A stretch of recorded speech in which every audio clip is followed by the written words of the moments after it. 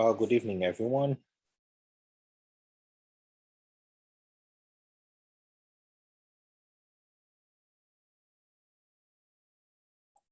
We will start in 5 minutes.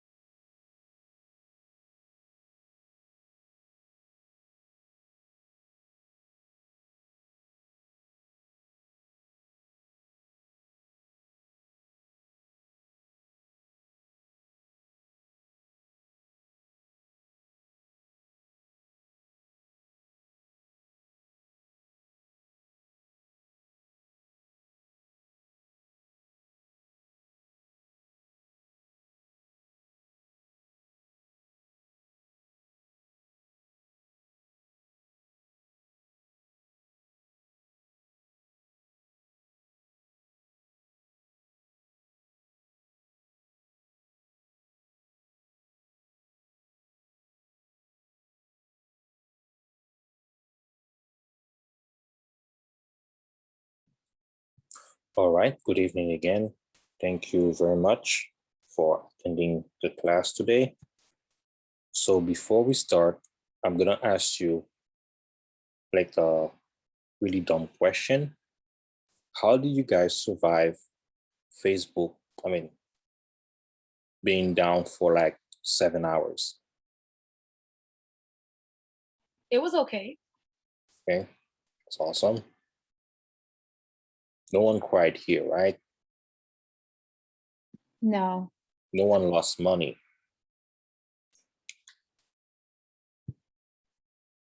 Meaning that whether you invested money in the stock or whether you have a business on Facebook and you lost customer because of that, or you lost revenue because of that.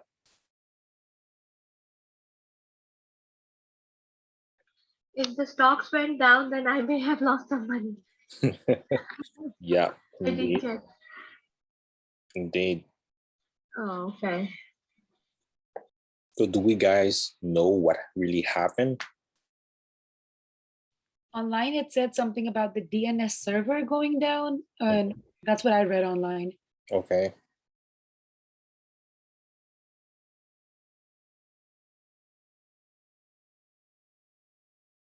I heard about configuration issue. So the whole system was down. So I don't know, because I would have thought Facebook would be down, but WhatsApp, Instagram, Facebook, and Messenger, all of them down. I mean, that was a little bit suspicious. And the fact that a lot of people said, oh, Facebook was hacked. Even I think it is something to do with cybersecurity. Maybe they were hacked, or the denial of service attack or something. Like Yeah. I suspected it might be the case. Yeah. But unfortunately, we will never know the true reason why it happened. But if something that a lot of companies, a lot of people learn is that not to depend on only one social network to reach out to your customer. So now I've seen other, I would say, companies now getting Signal, getting Telegram, or what's the other one again? Oh, I forgot about it. Okay, so that's what that I would say a lesson learned. Now, my question for you, do you believe, guys, the database crash? Yeah, they can. Okay.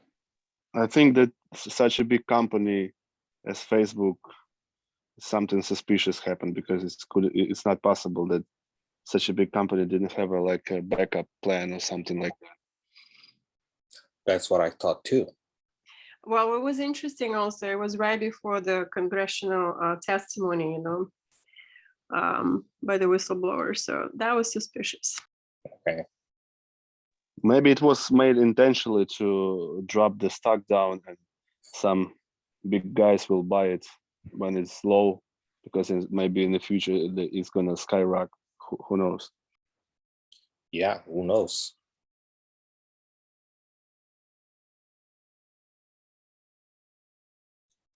All right, thank you. Thank you very much for your comments. I really appreciate it.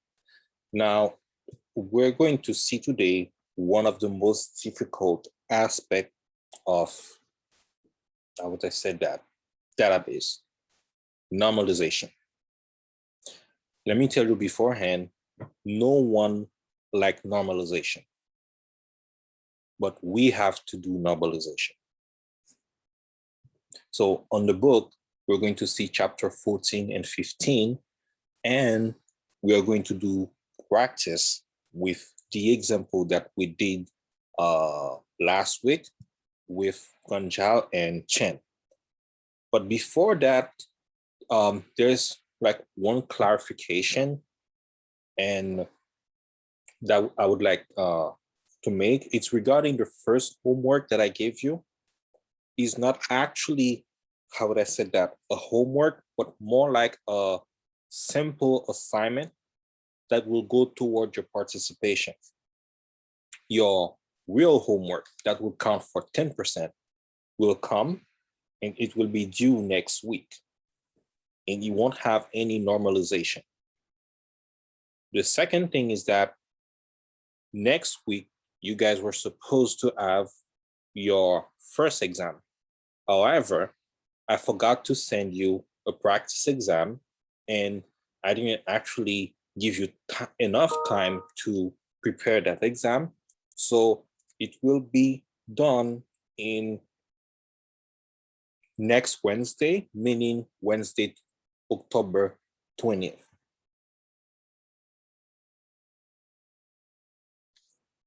Any question?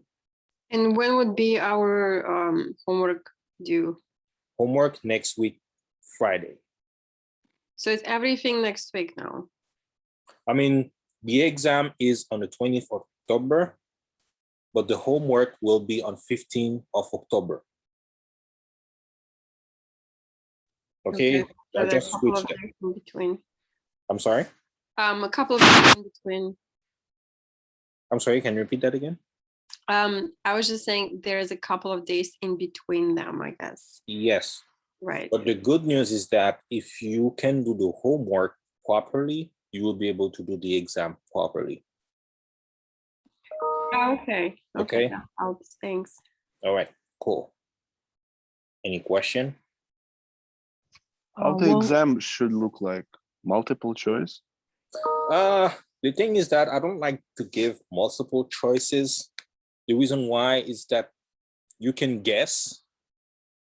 And for example, if we're doing multiple choices in the real life, it will be, how would I say that? It will be like playing poker.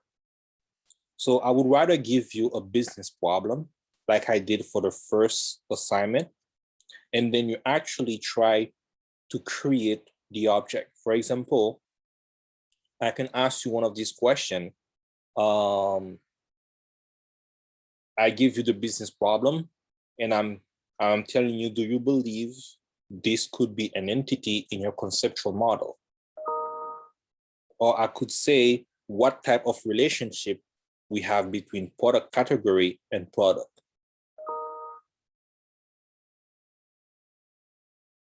You understand what I mean? Mm-hmm. And it will be between 6 p.m. and 9 p.m. or the whole day? I don't think so. It will be at the end of the class for 1 hour. You could have it before or you could have it after. It depends. Okay. Because it's not going to last 3 hours. Do we do it on Lucid Chart or? I'm sorry?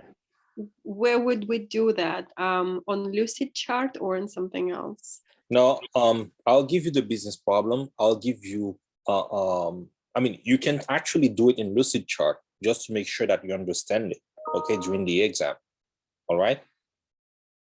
But I won't actually ask you to draw, I won't actually ask you to draw a diagram, because if I do, then it's gonna be more complicated.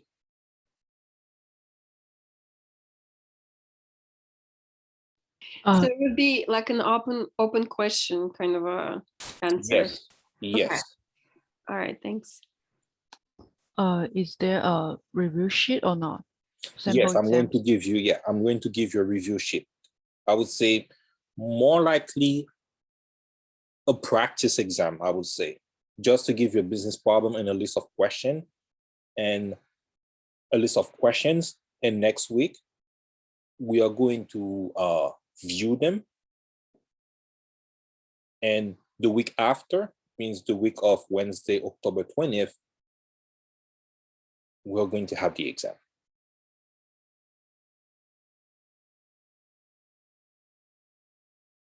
I got it. Thank you.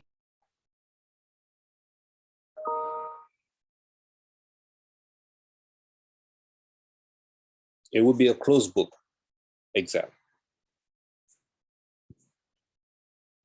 So no multiple choice and no diagram. So it's going to be like one-liners or? It could be one-liners, it could be two-liners, it depends. Okay, thank you. And Professor, how many questions do we expect? It will be 2, 3, or 4 questions, mostly 3 questions. Okay, 3 questions, 1 hour. That's the Yes, 3 questions, 1 hour.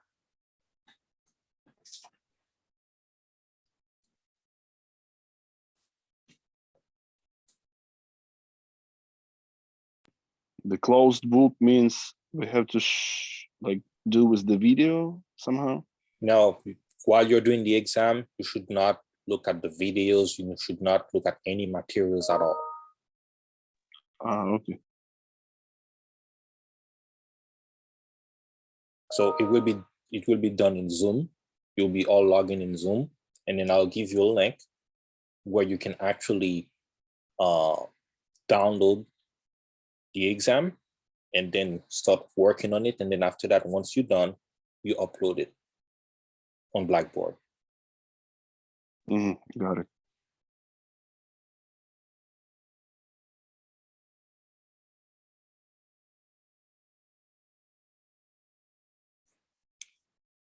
Any other question?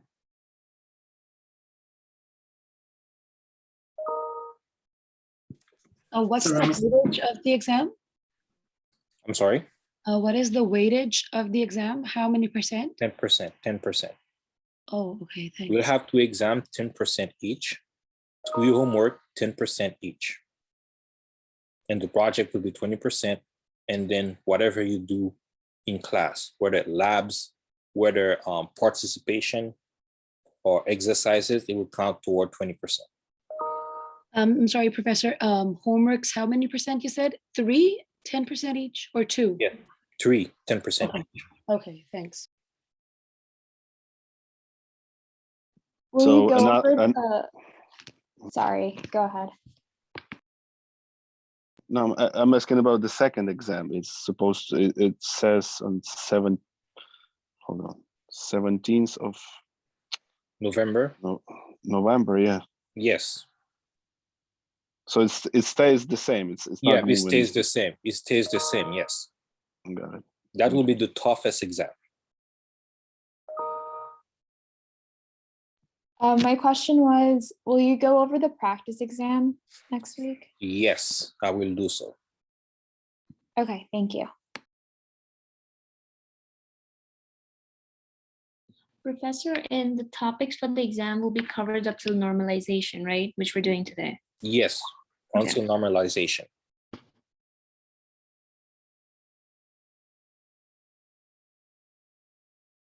Professor, how do you suggest we prepare for the exam? Mostly you review the PowerPoint and then actually try to practice any business problem that you may see online, or mostly the review sheet that I'm going to give you.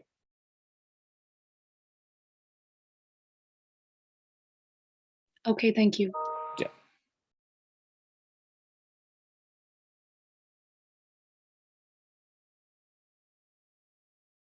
Any other question?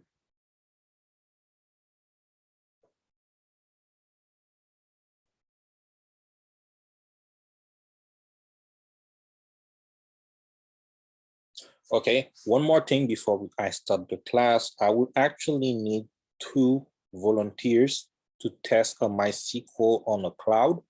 So if you want to be volunteer, please send me a message on Microsoft Teams or on, By volunteer, you mean? sorry? By volunteer, you mean? I've set up a MySQL database online so that when you start the SQL, you all can actually practice it. For that, I already have 3 students already tested, and it's working on their side. I need 2 other students before I actually send it to everyone. Okay. So if you're interested, please send me a message, whether on Microsoft Teams or by email.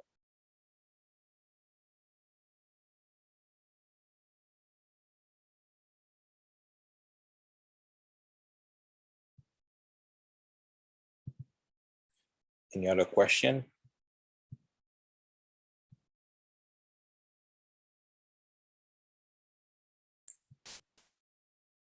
Okay, so let's start with one of the most complicated aspects on the database, which is normalization. So now, if you ask someone who has like 10 years in, if you ask someone who has 10 years in making database and you ask him, what is the first normal form, second, third normal form? He will actually have to go to a book to explain it to you. But in real life, he's doing the first normal form, the second one, the third one, Boy Scout, the fourth one, the fifth one, and maybe the sixth one. So what is normalization? What is the purpose of normalization? Normalization is actually helping you to, first of all, design a proper relational database. Any redundant data, any dependency, whether it is a functional dependency, whether it is a transitive dependency. I mean by dependency, the fact that one attribute depend on the other one. So today, we're going to, first of all, not only see what is normalization, but the purpose of it and how we can identify the dependencies, primary key, and also foreign key. Now, normalization. So it's actually a technique. So where you actually produce a set of suitable relation to support the data requirements of an enterprise. When you're doing the conceptual model or the logical model, all right, you're saying you were actually throwing a lot of attributes. You would say that a person will have first name, a last name, and you put age, and then bam, with a question mark. Or you say, okay, full name, or you say address, bam, there's also question mark on address. So this is why they came up with normalization to reduce redundancy, to reduce dependency, and to make sure that everything that is written in a table, everything that is written, every record or entry in a table are consistent, and there should be no violation, no constraint violation or integrity violation.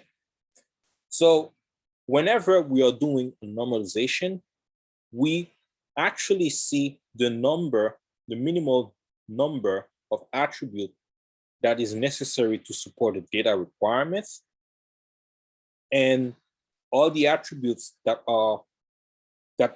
have close logical relationship are found in the same relation. And we also need to make sure that there's minimal redundancy for each attribute that are represented in our table. This is where we introduce foreign keys. So what is the benefit when using a database that is normalized? It is easier to access, easier to understand, and it will take minimal storage space on your computer.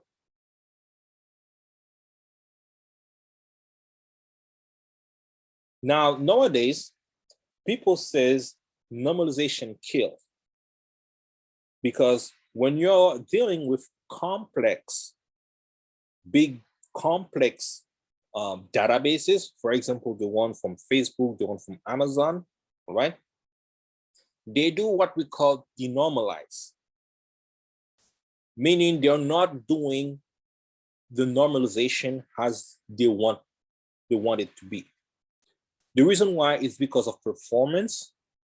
It's because you actually need to put indexes on your table just to make sure that whenever you're querying your table, then you get a result faster. We're going to see that a little bit later. Now, whenever we are doing a well-designed database, all right, we should use normalization as a technique to check your structure of your relationship. You make sure that all the user requirements, all the specification in that is also, how would I say that? It's also, the requirements are met. You're making sure also that all constraints are satisfied. Now, whenever we are dealing with relational database, we have that redundancy. We have data redundancy, and it will happen. For example, when we have a customer and we are putting, for example, a type, you will see the type of customer would always repeat, repeat, repeat, repeat, and repeat again. So whenever you're seeing redundancy, you need to address them. You need to address them because it could lead to data inconsistencies. And those inconsistencies will actually, how would I say that? Those inconsistencies will actually cause issues in the future. For example, if we have employee and we have department. Now, if we keep putting the department name every time in the employee table, at some point, when you want to add another information regarding the department, you need to modify that table. And at the end, you will have a big, long table with a lot of redundant information, and it's going to actually kill the database, kill the space that you have in the space that you have actually in your computer. So let's take an example of employee and branch relationship. So we know that an employee can be in one branch. So we have a staff, we have the name, the position, the salary, and the branch number. And we have another table, branch, which has the branch number and the address. So whenever we have something like this, I will say, okay, let me call that table staff branch. Staff number, name, position, salary, branch number, branch address. So what's happening here? You would see that the address keep repeating itself if we put everything in one table. And this is causing issue. It will cause issue. Secondly, we're seeing also there's too much data here. We have name, staff name, John White. There could be a lot of issue related to that. You see staff number also. There could be an issue later related to that. So all those issues could prevent your database to function normally. You see the details of a branch that are repeated for every member of the staff. But whenever you have only the branch in a separate table, you actually have the branch information to appear only once. And that branch number is telling you where the staff is located. Now, if you want more information regarding that branch, you get the branch number and you go to the branch table, and then you can get more information related to the branch. What are the anomalies that we could suffer? Whenever we delete, whatever we modified, or whatever we insert. For example, let's say that here I have John White and Julie Lee. They are on branch 5. But let's say, for example, I would say, okay, now branch 5, the address needs to be changed. What would happen? If I have 1,000 employees on staff branch table, I will actually need to change the address 1,000 times.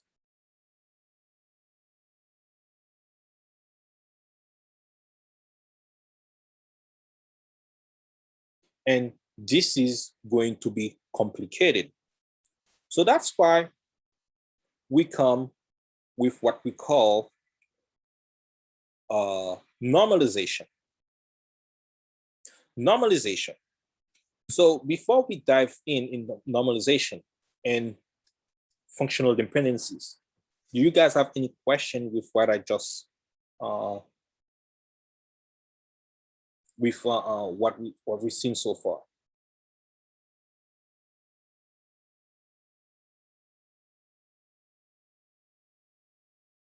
Hello? Are you guys there? Yeah, we are here. Okay. Yeah, Professor. Okay. Are you, do you have any questions so far? Okay, awesome. Thank you. Now, before we dived into I would say a normalization, we should actually know what is the meaning of dependencies. So dependencies describe relationship between attributes, meaning that if I have two attributes, I would say attribute A and attribute B, I would say B is functionally dependent on A. So for each value of A in R, R in the relationship, I'm sorry. So I would say A and B, they are functional, meaning that one depends on the other. So there, when we have that, we'll say B is functionally dependent on A. So whenever you have a functional dependency, you need to address it.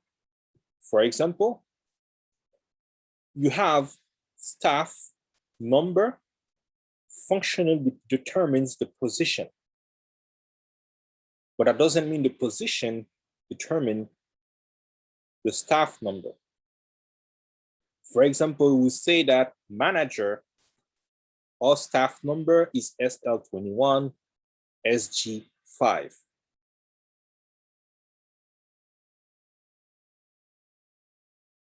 Are you guys there so far? Or do you want me to actually get a real world example once? Yeah, please, Professor. Okay. Let's say that you have uh,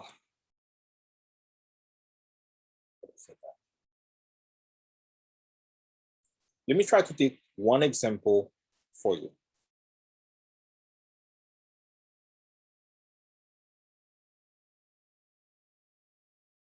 One second.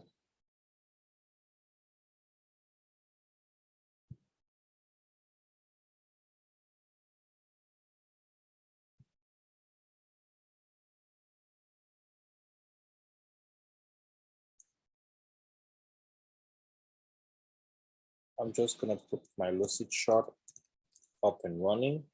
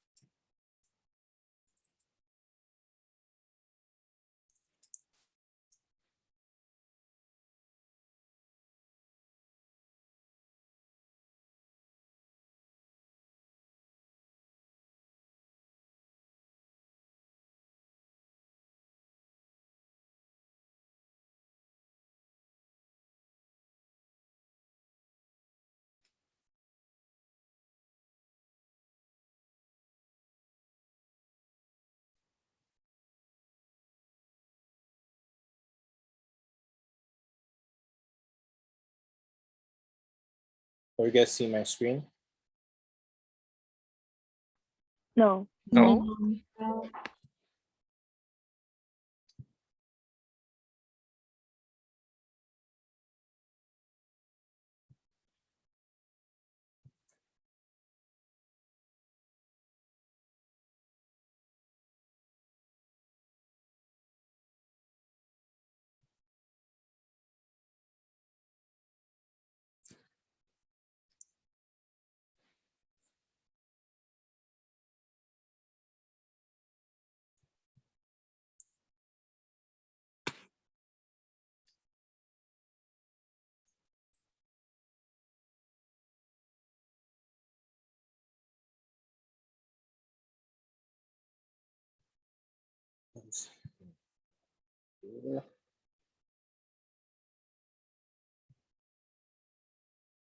Okay, are you able to see my screen now? Yes. Okay, awesome. So I'm having a table, all right?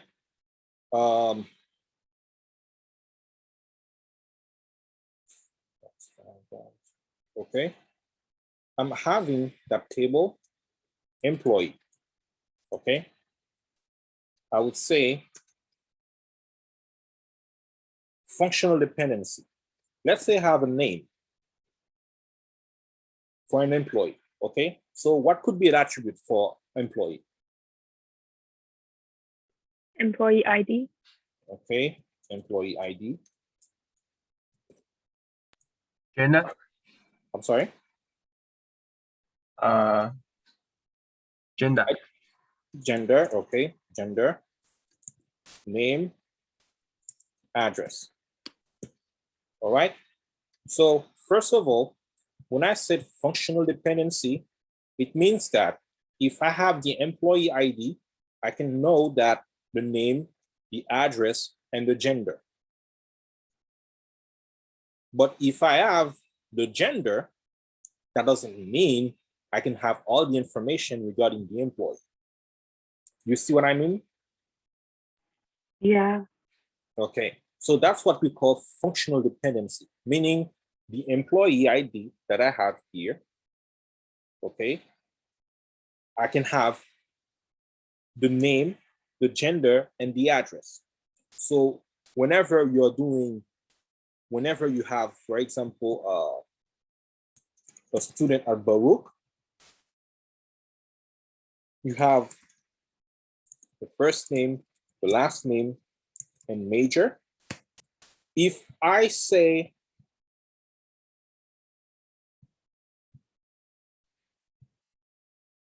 first name, all right, first name, does it have a functional dependency over last name? No, it cannot, because why? When I have the first name, for example, I would say the first name is Jefferson. I actually can have multiple Jefferson that has different majors with different last name. But if I have, for example, student ID, all right? If I have a student ID, I can actually have the first name, the last name, and the major. That's what we call functional dependency. You guys understand? Professor, so does it mean that the attribute that you use for the functional dependency has to be primary key? Yes, yes, exactly. So the functional dependency has to be the primary key. It means the primary key will help me identify, okay?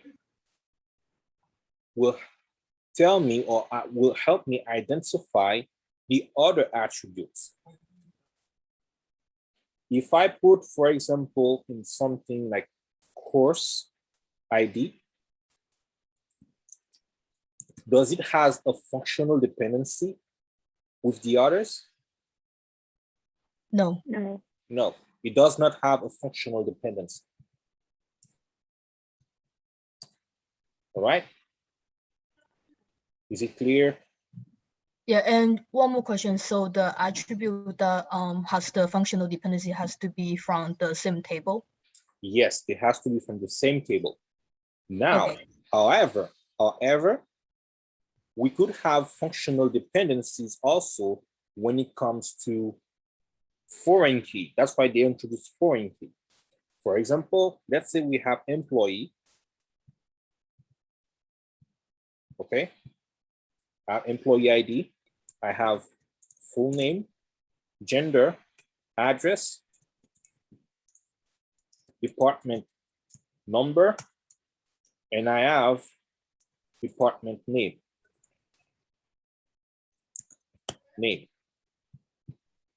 What's happening here?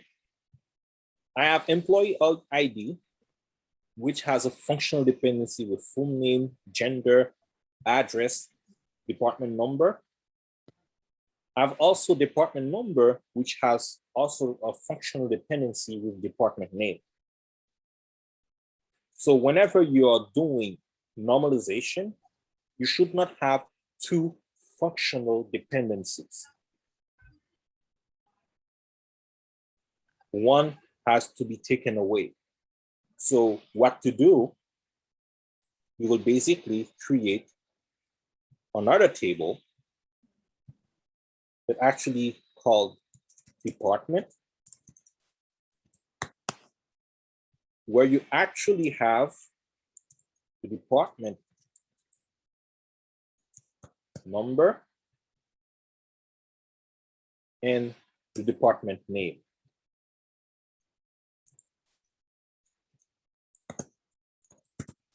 And you actually remove the department name here, and you leave the department number as a foreign key, which actually will identify the relationship between department and employee. Now the question for you, what is the relationship between employee and department? Is it one-to-one, one-to-many, or many-to-many? It should be one too many. One department can have more than one employee. Okay, yes, you're correct. You're correct. So one department can have many employees, but however, the employee is only in one department. Is that right? Yes. You cannot be in accounting and IT at the same time. And the department number gives me what we call the reference to department.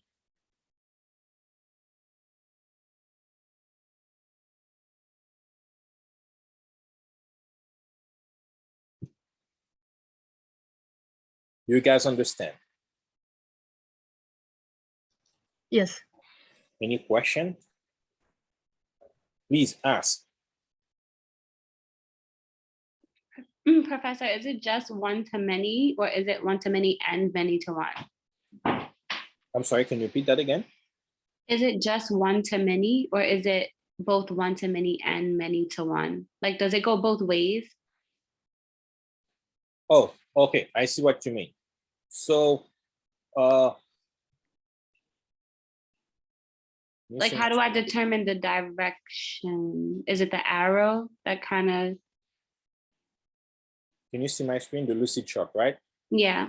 Okay, so here, all right, the direction now, it could be, if you are doing the conceptual, okay? Mhm.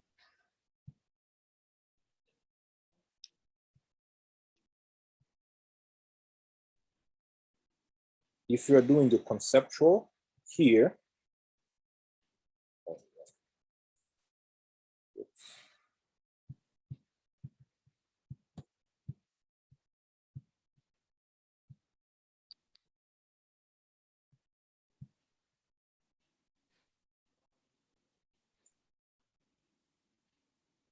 you will have one to many here, Mm-hmm.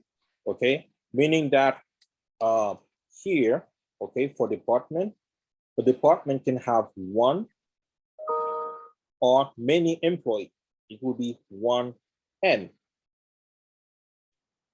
One employee can be only in one department. So here you will have 1, and here you will have 1N. Oh, okay. Now, when you're doing the logical, you will have 1N,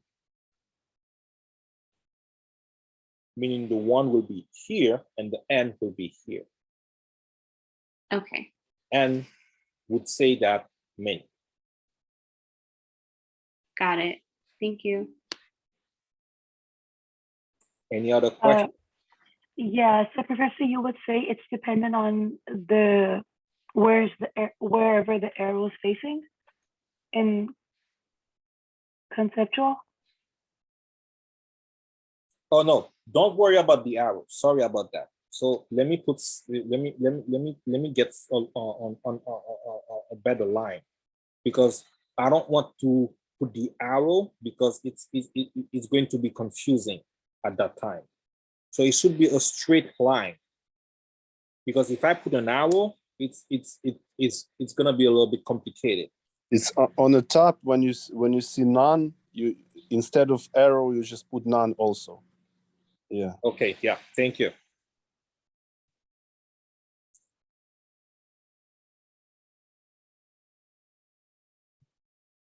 Come on. You can change it later. Okay. So we don't need arrows No, you don't need arrows. in both logical or conceptual, right? No. You only use arrows when you are doing generalization in conceptual, and when you're doing the generalization. This is only when you need the arrow. Oh, uh-huh. Sorry, can you say that again? I don't understand. Okay. Let's say, for example, we have a table like this. We call it person, okay?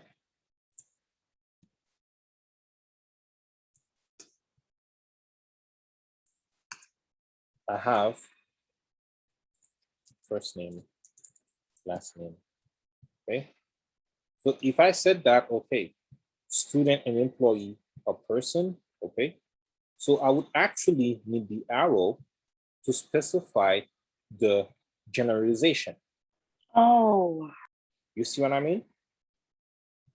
Yeah. Because whenever someone sees the arrow, say, oh, okay, this is the generalization.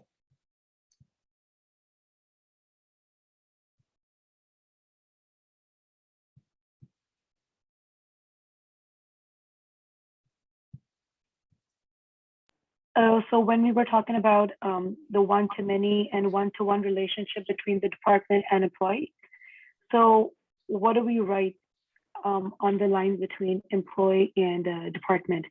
One-to-one or one-to-many? One-to-many. But you said an In the employee can have conceptual, only one department. okay, in the conceptual, you write here at the bottom 1, 1, N.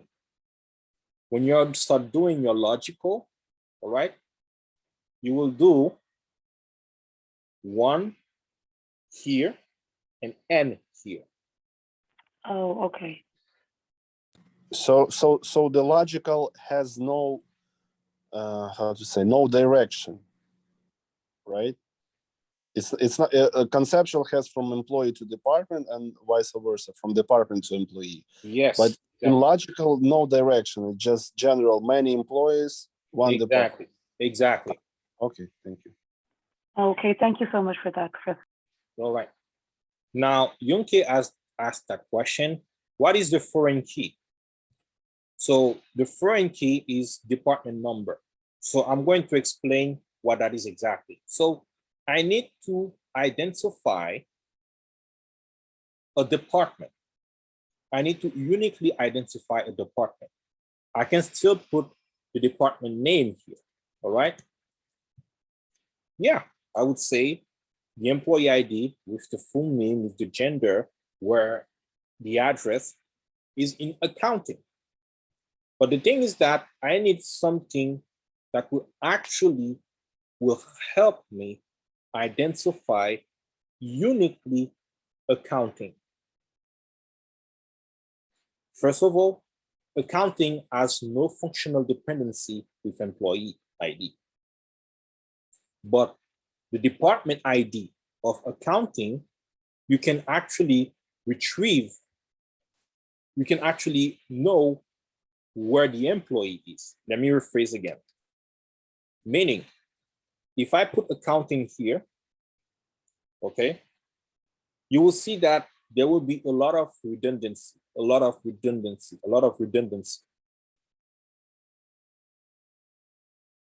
And if I said, okay, I want to add a description of the department, I would say department description.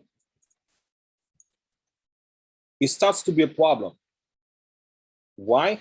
Because there's no actual functional dependency between employee ID and department description. Meaning that the department description doesn't tell me anything about the employee. So that's why I'm removing this here. I'm putting it here. And the department name as well, since I have a relationship between them, and I actually need to identify the department. So I have the department number. So instead of putting the department name here, I'll put department number.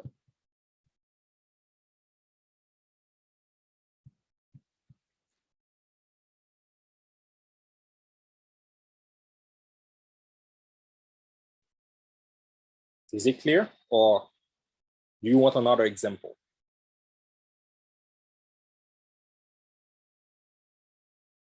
Can we go to another example, please? Okay, sure. Let's go to another example.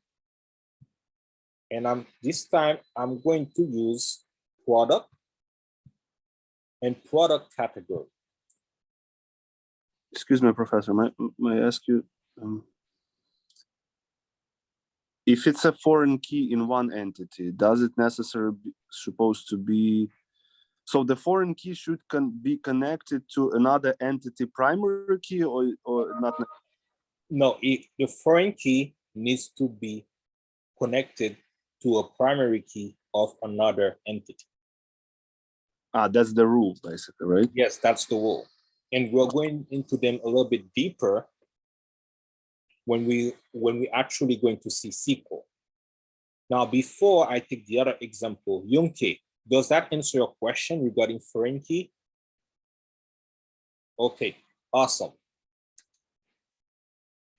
Now, you have product. What can identify a product? A product, for example, product on Amazon. Product ID. Okay, I have the product ID. What else? Name. Product. The price. I'm sorry?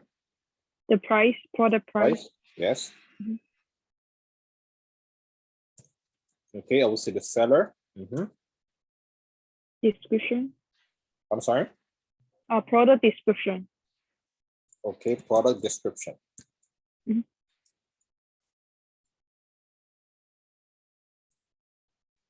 I love that example, the fact that you give seller, okay? Now, here's the thing. Does product ID has if I'm getting the product ID, does that mean I can have all the information related to the product? Yeah. Yeah, because the product ID is unique. Okay. The product name, unfortunately, may not be unique. The price will change all the time. However, what about the seller? It should be a foreign key, right? All right.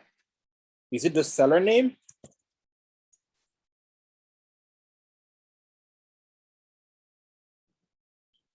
You can have a seller name or a seller ID. Yeah. Okay, the seller ID. Okay, so let's say I'm adding something else. For example, seller location. What is the issue with that? It has nothing to do with the product. It has nothing to do with the product.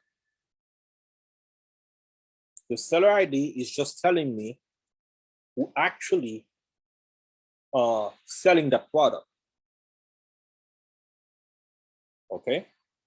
Now what we do, we're going to create another entity called seller,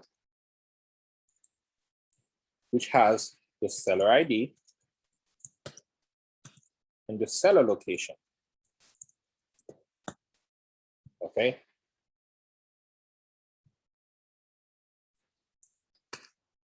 Are you guys there so far? Yes. Okay. Now, do I need the seller location on product? No. No. Do I need the seller ID here? Yes. Why is that? Foreign. Okay. So now what will be the relationship between product and seller?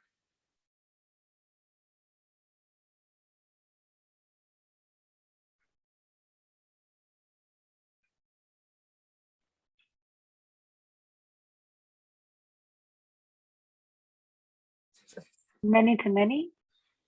Why is that? Many products can be sold. I don't know. Many to one. Yeah, you were there, Ikra.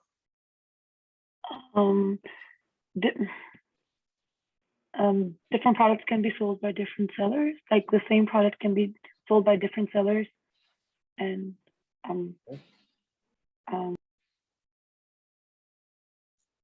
You're right. You're right. If I have, for example, how would I say that? I have a shoe. I'm not the only seller who would be able to sell a shoe. There could be multiple sellers selling multiple shoes. Same thing, okay? The shoe can be sold by many sellers. So a seller actually can sell multiple products. One or multiple products can be sold by one or multiple sellers. That's why we have many-to-many relationship. Now, later, when we do SQL, we're actually going to see that we have to create another table called product. seller that has the product ID and the seller ID. So we're not going to see that now, okay? But I just want to make sure that everyone understands.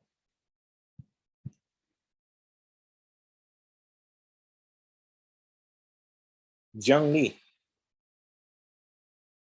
Here. you understand, right? Yes. Okay, awesome.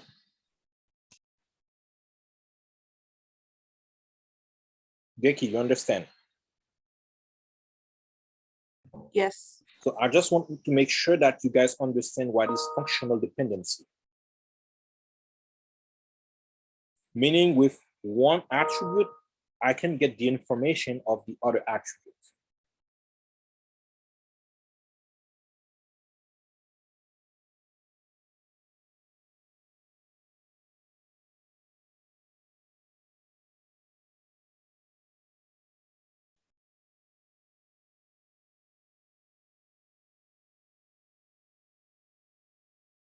Any other questions?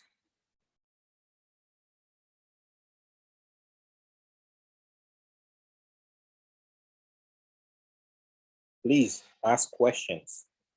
If you don't ask questions, so it's gonna be difficult. So Professor, is it the other attributes that are functionally dependent on the one that gives you all the other information? I'm sorry, can you repeat that again? Is it the other attributes that are functionally dependent? Like if I were to put it in words? I'm sorry. Can you repeat that again? I'm a little bit lost. Can you repeat that again? It's okay. So functional dependency is when you can find out all the other attributes from one of the attributes, right? Yes. So would you describe it as the other attributes are functionally dependent on the one? No, that does not mean that. No, Okay. no. So what You need to exactly actually, is function?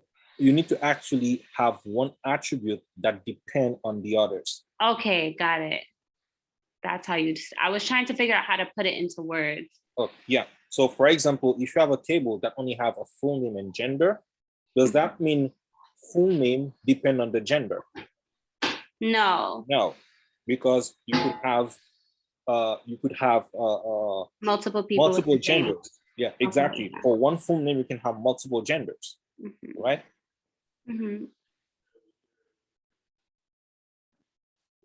Okay, thank you. Any other question? Okay, so let's stop here for 5 minutes, okay? And then after that, we're going to come back and then continue with the normalization. And then we will do first normal form, second, third, and Boy Scout.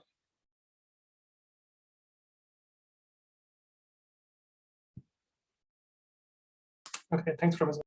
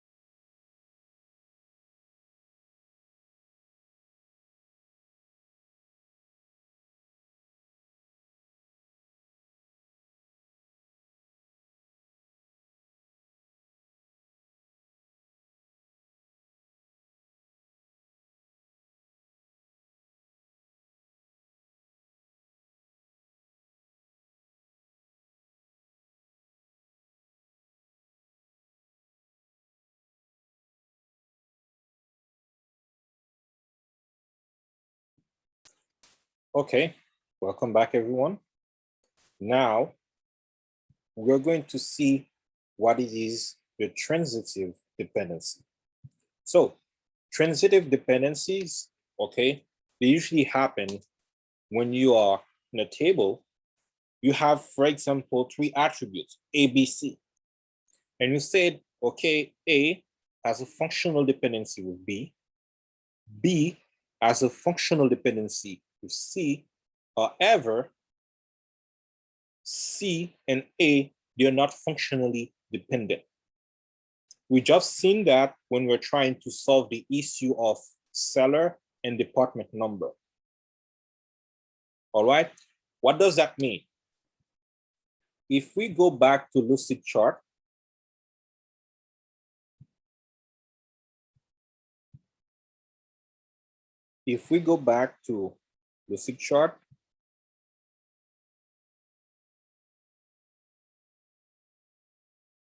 okay, we have actually, can you guys see my screen? Yes. Okay, we have actually employee and department. Let's say that we don't have that information. We only have employee. What type of information we put on the employee? Okay, oh, let's put department description. What else?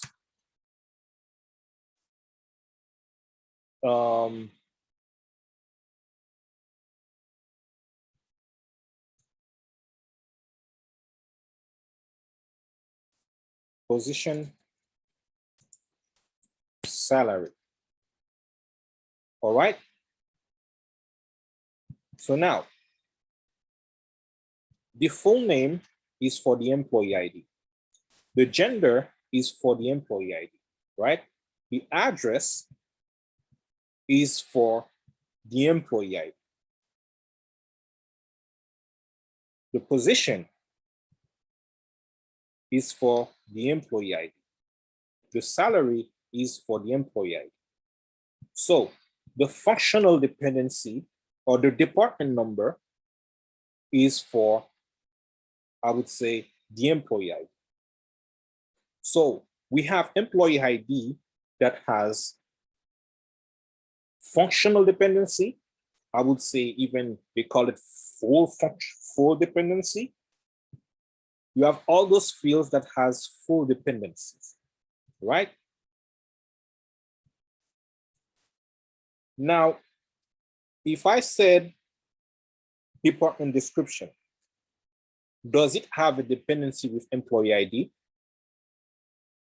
No, but it does have a dependency with department number. So here's the thing. Oh, okay. So it does not have a dependency with employee ID, but it does have a dependency with the employee with the department number. So we have here a transitive dependency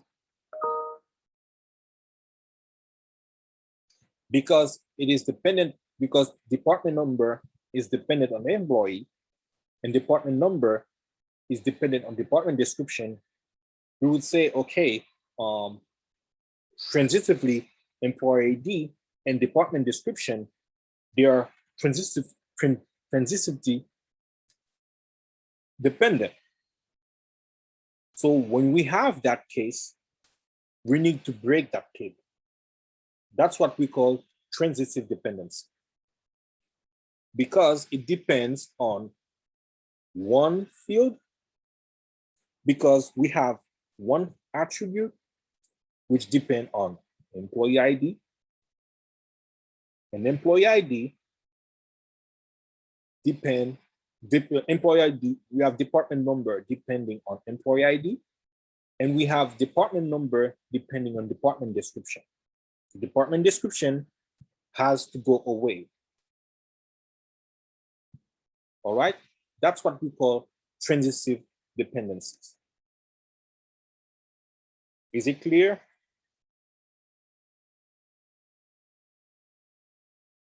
Is it confusing?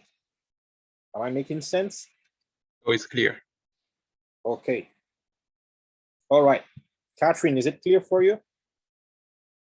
Yes, it is. Okay. Esther, is it clear for you? Yes. Okay. Jingxian, is it clear for you? Yes. Okay. Awesome. Now, question for you. How do I break that? Like I said before,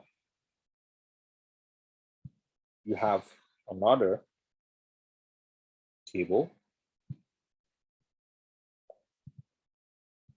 and you remove these and you only have this.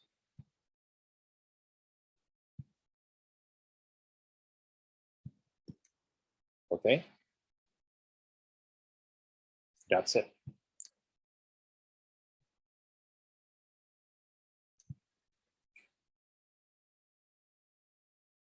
Now I'm going to give you one exercise to do. We have product.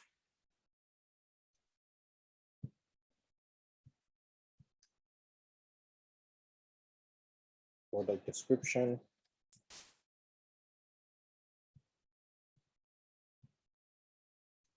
Let's see, product category.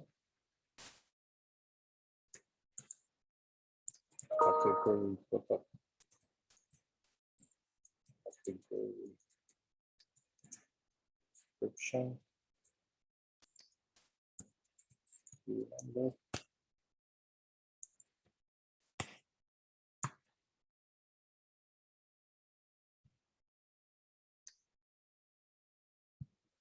Now let's say that I have that table, product. Joey, which field do you believe that are functionally dependent?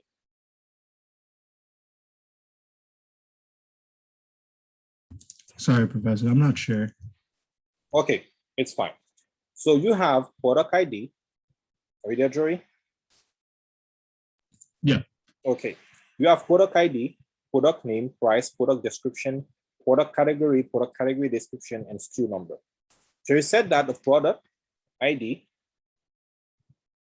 it has a functional dependency with product name, yes. The price, yes. With the product ID, I can identify the price. Product description, yes. I would say product category, yes. Product category description, not really. Okay. And the SKU number, yes. So when you do that, you make sure that you group them if you want. Okay, I always do that. And then it says, okay, now there's a problem. Product category and product category description, product ID has a full functionality, is fully functional or functionally dependent. There's a functional dependency here. But for this one, there's no functional dependency in product category. However, product category description has a functional dependency on product category. But the thing is that product category can change at any time. So I'm going to put something like product category ID, product category description. So what should I do next? Jingying? Yes, so I will create a new table for product catalog. Yes. And then I will create a Unicode ID for this, just maybe call the product catalog ID. Okay. So I will do something like this. Yes, and the new table will collect the catalog ID and the prescriptions and I'll do something else. Yep. Awesome. Now you guys start to do normalization.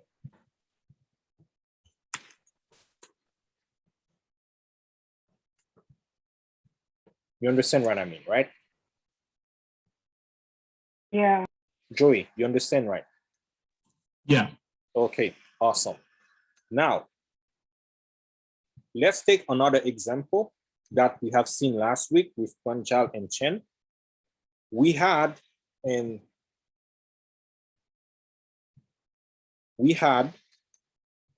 what we call patient. So tell me, what are the attributes that constitute a patient?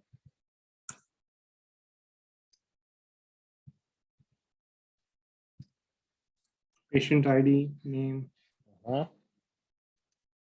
address, Address, name, name. What else? age, Age, Gender, email ID, ID. What else? insurance, Insurance. Thank you very much. What else?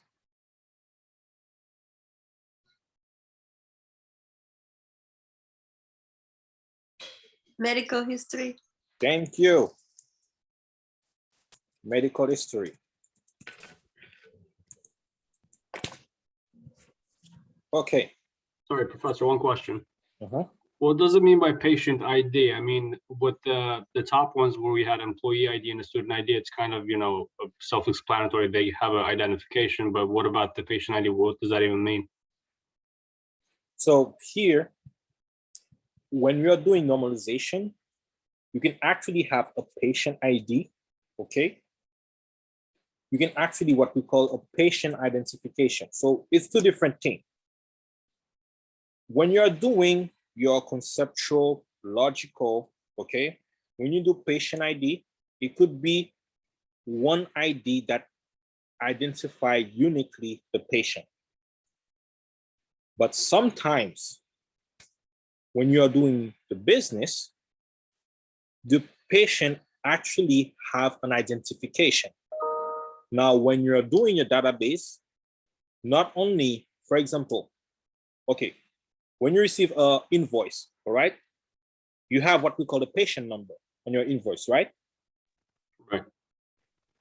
So for me, for you, for the doctor, this is your patient number. They call it patient ID. But for the system analyst or the developer, this is not the patient ID. They call it patient number or something else. Oh, I see. I It got will not constitute actually the primary key. The one that you have in your invoice, it will not constitute the primary key. You understand what I mean? Right. Yeah. Got it. Thank you. Not really. Okay. The patient ID that we have here, it identifies uniquely a patient, right? It could be the primary key, it could not, it could, or otherwise. It may not be the primary key. Are you there so far? So when you're actually doing the physical implementation, you may need not only to have a patient ID, but also something like patient primary key. Because your primary key, it could be 1, 2, 3, 4, 5, but the patient ID could be GOC 5 or NGX.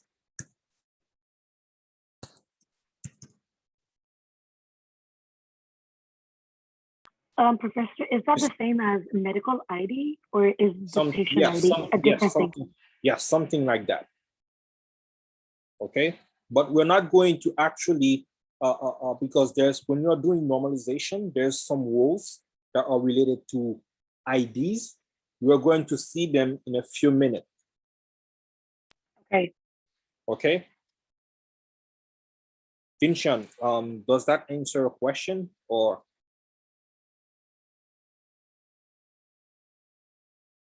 That wasn't my question. Who asked that That question? answer, yeah, that answers my question. Thank you. Oh, okay. Sorry, John. Okay. All right. Okay, but Jishan, did you have a question?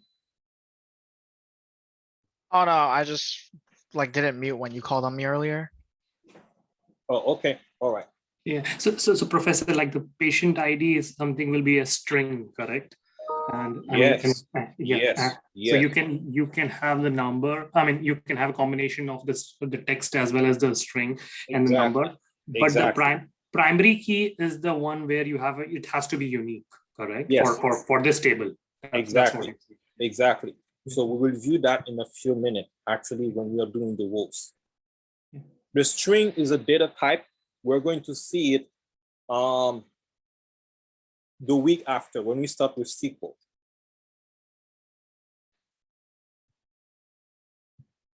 So let's not now focus on data type.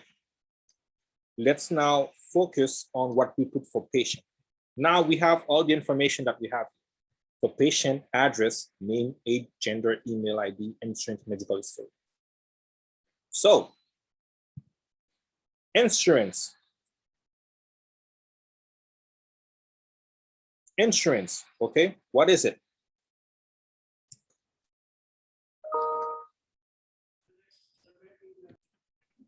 It's a number. Yes, it's a number. Insurance number. So, Arunima, you are doing, you're saying something? I think this should be the foreign key. Okay. It should be the foreign key, but when you say insurance, it's a little bit vague. So Yunke said insurance, you say company. So I would have something like that. Insurance, said insurance company, insurance, okay. Member ID, okay. So this is what we mean by insurance, right?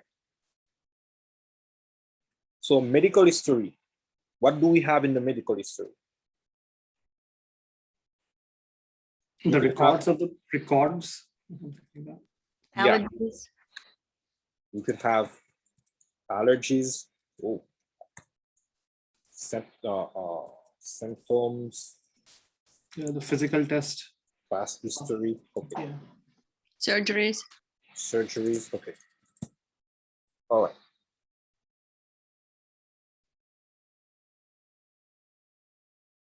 Let's leave it there so far. So what happened is that with patient ID, I can have the address, I can have the name, the age, the gender, the email ID. Yes, because with the patient ID, there's full dependency. However, when I got here, I would say, okay, I can have the insurance member ID, but insurance company, it stops here. Same thing has medical history. So that's why you see, first of all, insurance company has a dependency with insurance member ID, but does not have with patient ID. It only have with patient ID because patient ID has a dependency on the member insurance, then insurance member ID. Then insurance company become, how I said, have a transitive dependency over patient ID. So we don't need that actually. So we're going to remove that here. We're going to remove that, or we're going to delete that. And then what we do, we create another table called insurance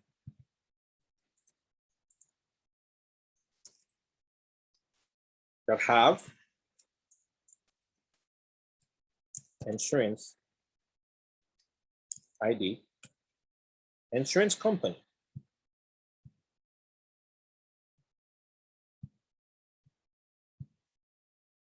Are you guys there so far? Yes. Yeah. Awesome. How about medical history? Crystal. Yes.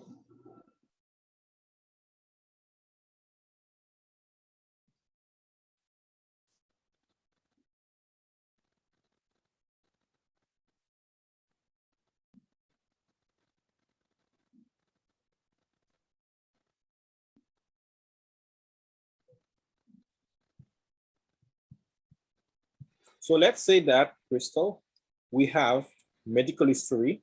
I would say that, okay, we have some sort of identifier for medical history, right? Are you there? Yes. And then you have medical history. I'm going to remove that and says, okay, I'm putting information. All right, because if I'm going to take into account allergies and things like that, it's going to be too complicated. So I would say that, okay, with the patient ID, the medical history ID, yes, I can find it, but medical history information, that's a little bit problematic. So that's why I actually create another table. I have medical history, and then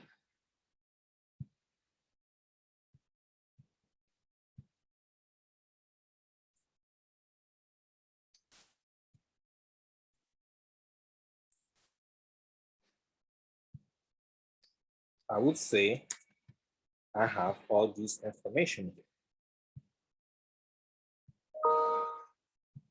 Yes, Yunke.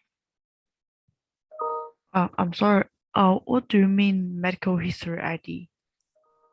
Okay, so medical history ID, meaning that, first of all, I need the record for that patient. It means he has a record. That record contains the medical history ID. So I'll call medical history record. So when you go actually to a clinic or hospital, there's actually a file on a cabinet that has your medical history, right? So, which is that means, for example, if I have hypertension and diabetes, then hypertension is ID number 1, then diabetes is number 2, and I write down 1 and 2 on the under the patient. Is that what you mean? So, no. I would mean actually some sort of information that you already have from the patient. It could be anything, okay? But you have it here. Later on, we will try to decompose that medical history into more tables, all right? But it's gonna be too complicated. It's gonna take too much time. Sorry, Professor. So it's basically like an identifier. I think I'm trying to just help the other person to find in the database for that patient, particular patient. It's an identifier, like an ID identifier. Yes, exactly, exactly. So for example, when you go, Yunke, are you there? Yeah, I'm when here. you go to a clinic, they said, okay, what is your name or social security number? And you give your social security number and your name or date of birth, all right? And then, okay, so they actually goes to the cabinet and there's a folder. They pick up the folder, which has your name, which has your name, which has your, I don't know, your patient ID, okay? And they actually have multiple papers that the doctor actually write. The doctor actually wrote regarding your medical history. So, which means all of my past medical history Exactly. is a group, then rename this group as a medical history ID. Yeah. That's a unique ID just for Exactly. me. Exactly. Okay, got you. Exactly. Thank you. It means it is the folder that is in the cabinet. That's the folder that is in the cabinet. So since the medical history ID is a unique one just for my personal, so can it be the primary key of the patient? No, it cannot be the primary key of the patient. Why not? Since that's unique. It is unique, yes, but it cannot be the primary key. Let me explain. I'm not even go to the database. Let's say, for example, you have a folder. Let's say, okay, you go to Dr. Schmo, okay, and you have a folder at Dr. Schmo, right? What is the first information do you need so that they can retrieve your medical history? Is it the medical history ID or your name? Or your patient ID, if you know it?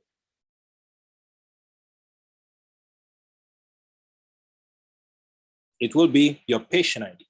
Let me take another example. All of you, okay, you have a credit history, right? Hello? Yeah. You all have credit history. What will be the information that you need in order to find your credit history?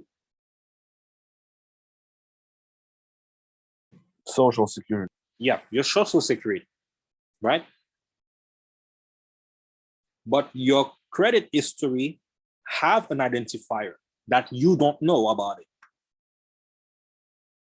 You understand what I mean? Yeah. Okay, Yunke, you understand, right?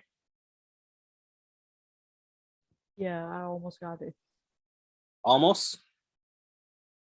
Yeah, I think I got it. Since I use the patient ID to identify this patient, then search it from the medical history ID, right? Yes, exactly. And check what's the medical history of this patient. Yes, exactly. Okay, got you. Thank you. Okay, awesome. Awesome. Okay, Professor, yes. in a patient entity, there is insurance member ID, and where is insurance entity, it's insurance ID. Is it like the same ID? Yes, same ID, same ID. Sorry, same ID. And the question basically, like, just to clarify what just the previous student said. For example, my patient ID is 123, right? Could it be, let's say, insurance member ID, medical history ID also 123, just assigned value, or it should be something different, 123-1 or -2 or something like that, in order not to confuse the numbers? It could be the same, it could be different. It depends on the requirements. It depends also how you implement your database. Okay. You see what I mean? All right. Yeah, thank you. All right. Yeah, I think, Professor, it can be the same, correct? I mean, it can be, just because those two are different tables, insurance and medical. So, I mean, if it's combined and how you have done, that can be done common. That's what my understanding is. Yep. Yep.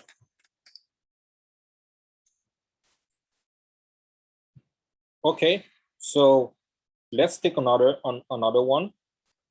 And then after that, we'll go to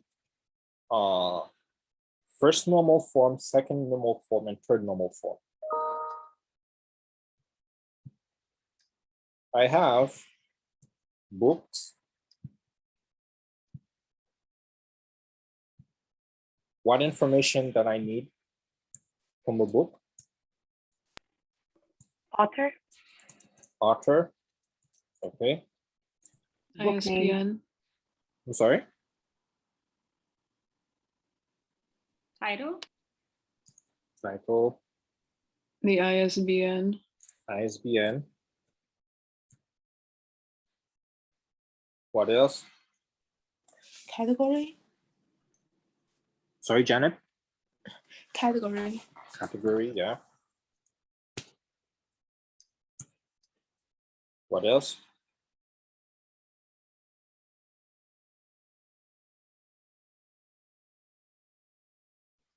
Year published. Year published. And I put number of pages. Okay, which is good. Now, author, title. Okay, so what needs to be done here to make sure that you have a functional dependency? ISBN. Okay. ISBN, yes. Is the ISBN unique? Right. Yes. Right. I'm sorry? Yes. Because I'm not sure. To be honest, I'm not sure, but okay. ISBN unique, okay. Oh, is it?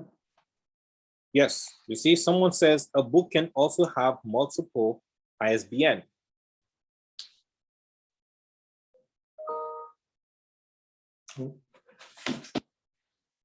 I believe there's ISBN 10 and there's ISBN 12. Is that right?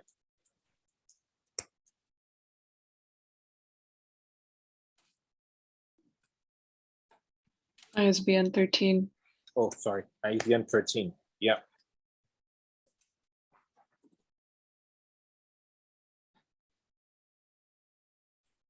Yes, it tends to be unique. However, you could have it in 10 and you can have it in 13. So if you find a book or any book, even the book that we are using, you could see 10, you could see 13. So can we still say that, okay, with the ISBN, you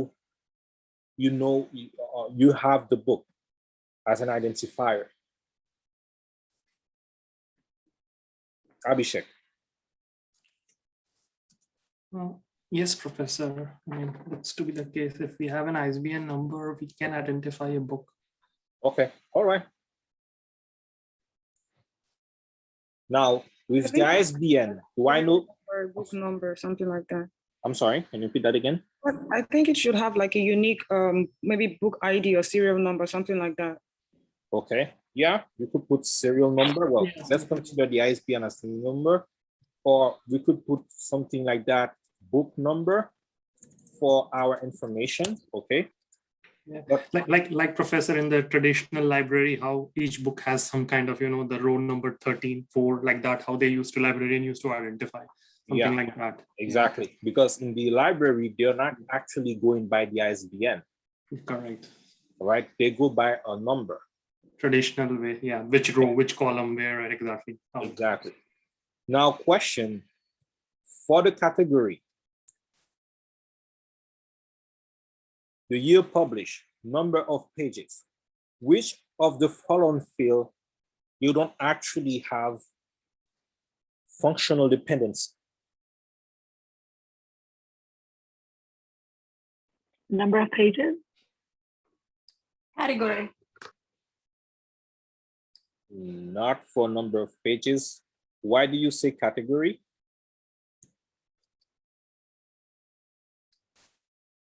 Because they're different categories. Okay, different categories. Okay, or for the category, you actually can have the category description. Okay. The category can be fictional, non-fictional, that way you're talking correct. Exactly. Yeah. Okay. What else? The author. Yeah.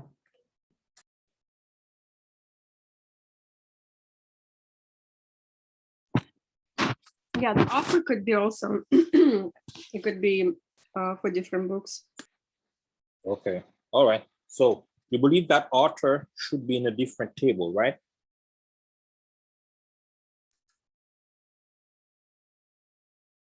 I'm not sure. It could be a multiple authors. Correct. You can have an author table where you have all the author details. Exactly.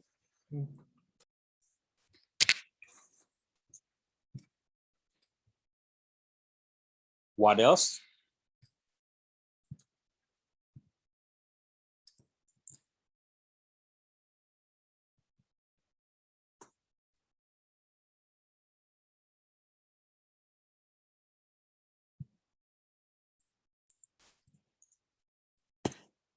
You can have something like that too.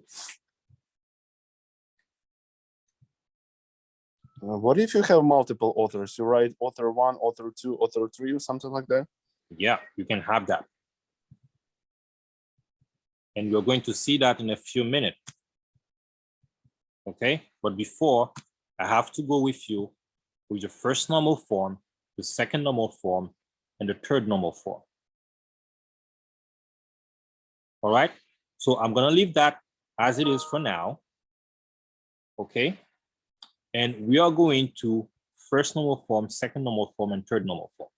So if you understand functional dependency, transitive dependency, you already master the second normal form and the third normal form. All right. Now, what is the first normal form? That is the question. Okay. So how, when they said, okay, this table is a first normal form, or put that table in a first normal form. So when we are doing normalization, okay, we need to identify the functional dependencies, which, what is primary key, what is a key candidate, and what is, how would I say that? Alternative. I'm sorry? Alternative key. What do you mean by alternative key? No, I looked on a chapter 16 PDF. It says something like, you have, if I'm not mistaken, you have alternative keys, and among them there are primary key and the candidate key, I think. Yes, yes, yes, exactly. We're going to see that in a few minutes. Okay, thank you. So here, when we have first normal form, all right, you make sure that your values are atomic. What does that mean? It means that you cannot have a attribute, okay? I mean, the value of the attribute should be atomic. It means that you cannot have an attribute that can have 6 or 7 meaning, or 7 or 8 value inside of it. For example, all right? For example, when you're doing the book and you put author, in author, you can actually have too much information. You could have author ID. You could, okay, not even author. You can have the author name, age, right? You could also have the nationality of the author. You could have the email for the author. You could have, I don't know, some any other information. So that's why when you say that it should not be, it should be atomic, meaning that that information, it should be only one and only one value. Are you guys there? Hello? Yes. Yes, Professor.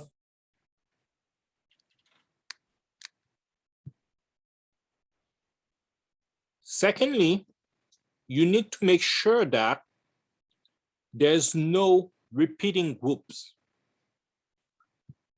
key that repeat themselves all the time. So you have to remove them, making sure that, how would I say that? Making sure that, oh, I'm not sharing my screen.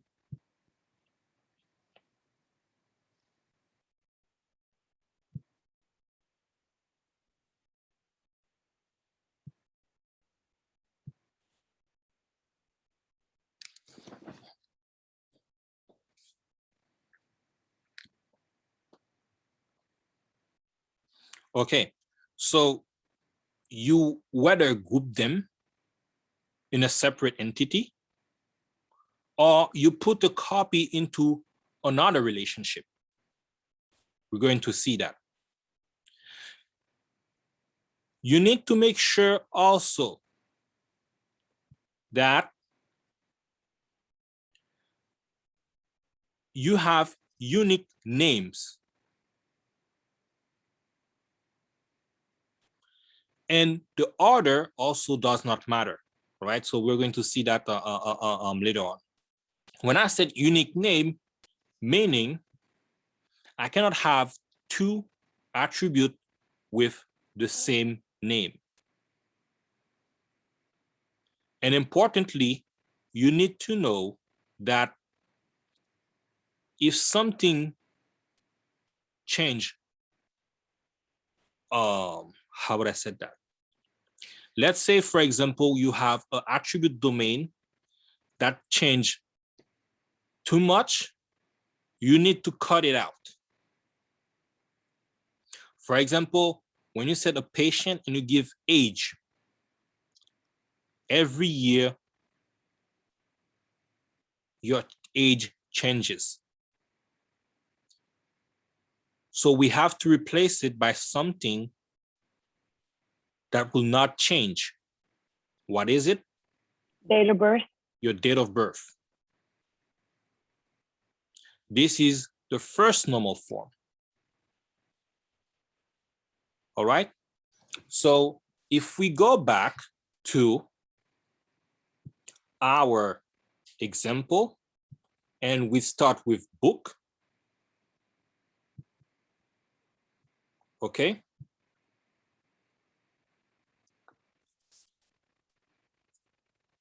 Can I have a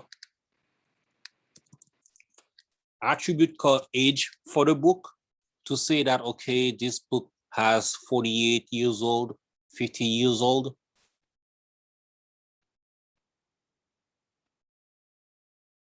Hello? No, you cannot. The publishing date. Yeah, the year published is already can give me that information, right? Number of pages. Is it a right candidate or not?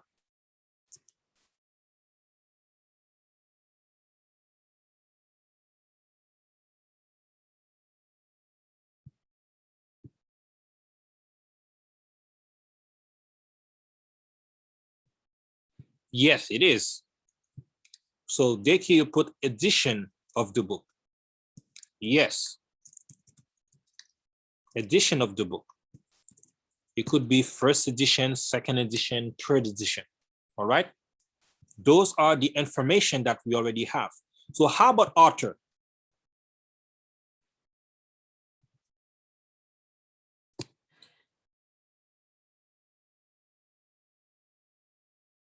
Can we have author? The author has a name. What else? Date of birth, nationality, email, phone number,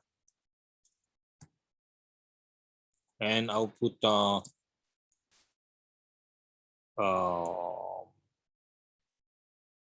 okay. So can I have an attribute like this? No. No. So I'm going to put it on another table. I'll have the name for the author, the date of birth, nationality, and the email.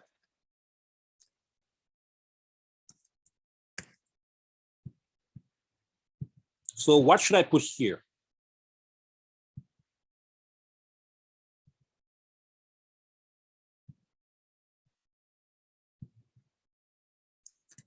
I put the author ID, something like that, okay? We're just doing what we call first normal form. How about category? Category ID? Okay, so can I have another table called category? Yes. Okay. Category ID.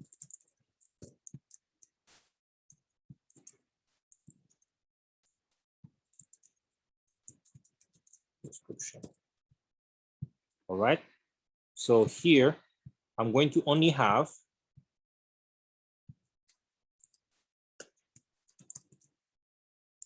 category ID.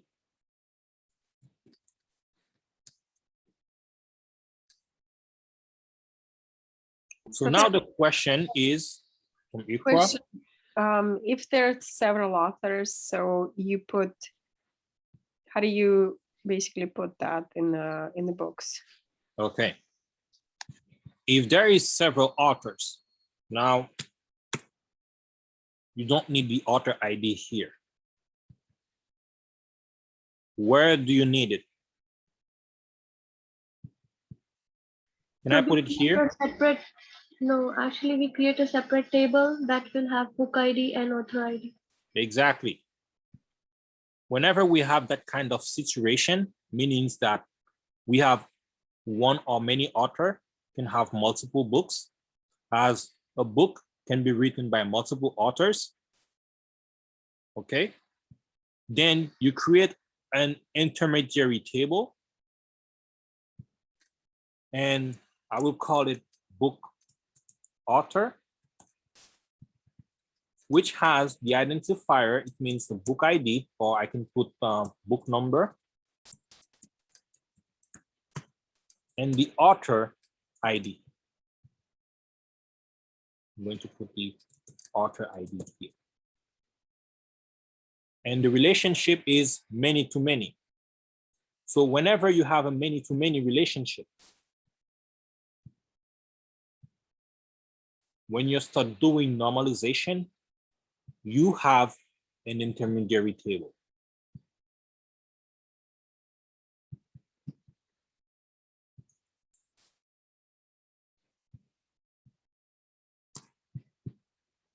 Does it make sense?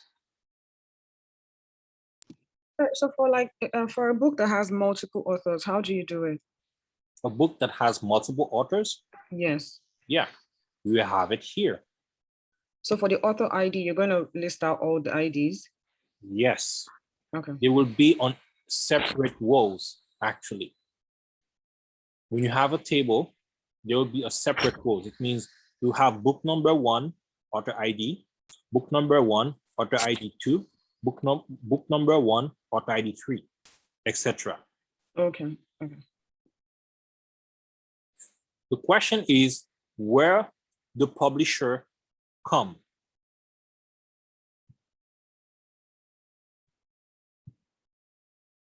Is it under author or is it under books?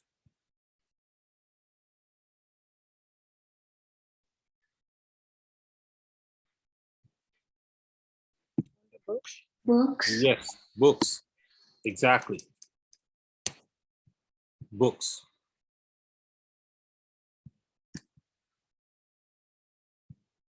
Okay, so actually that is first normal form.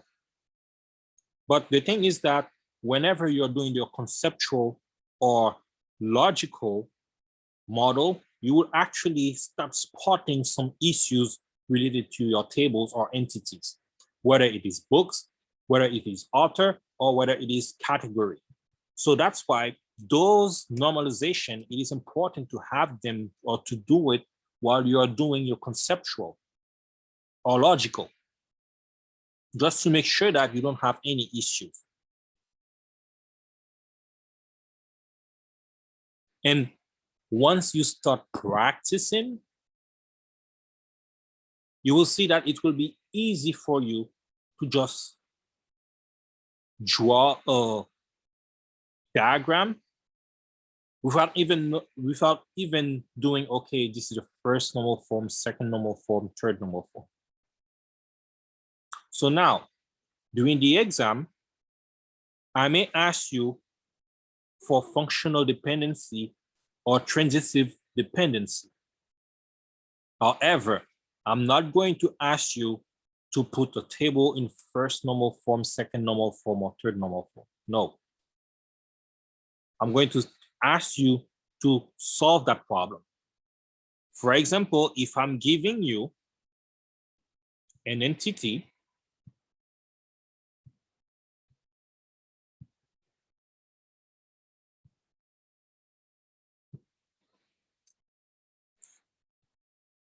okay, that has a count, I would say count number, I would say balance, I would say opening date, I would say customer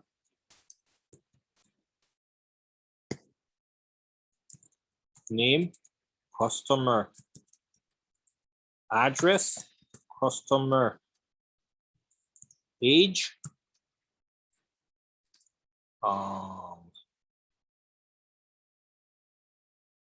if I'm giving you something like this, account type, okay, I'm not going to ask you to put it in a first normal form, second normal form, third normal form. No. I'll ask you if there is a functional dependency or a transitive dependency. I will ask you, for example, if customer age makes sense. So tell me, Florina, does customer age make sense in here?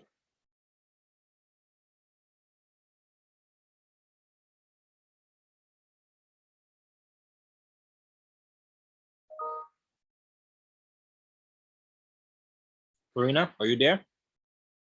Yes, sorry, I stepped away for a second. Okay. So does customer age make sense here? Yes, Why is that? because it's similar to address and name where it can't be changed. Okay, first of all, customer age change every year. Oh, I'm sorry, right. All right, so whatever domain attribute that you have, all those domain attribute, they should not change. Secondly, there's a lot of partial dependency, meaning the account number does not actually have a dependency with the customer address. The account type does not actually have a dependency with the opening date, all right, or the balance, all right? So we need to solve this so that we can put it in first normal form, second normal form, and third normal form. So what I'm going to do, I know there's a lot of PowerPoint that talks about normalization. I'm going to give you a cheat sheet where you can actually see the difference between first normal form, second normal form, third normal form, fourth normal form, fifth normal form, and the higher normal form that we can have. All right? And then you are going to practice it when you're at home.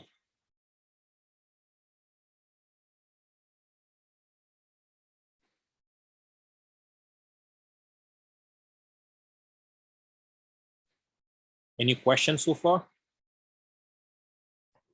Professor, I have a question Mm-hmm. regarding previous one, like the books, author.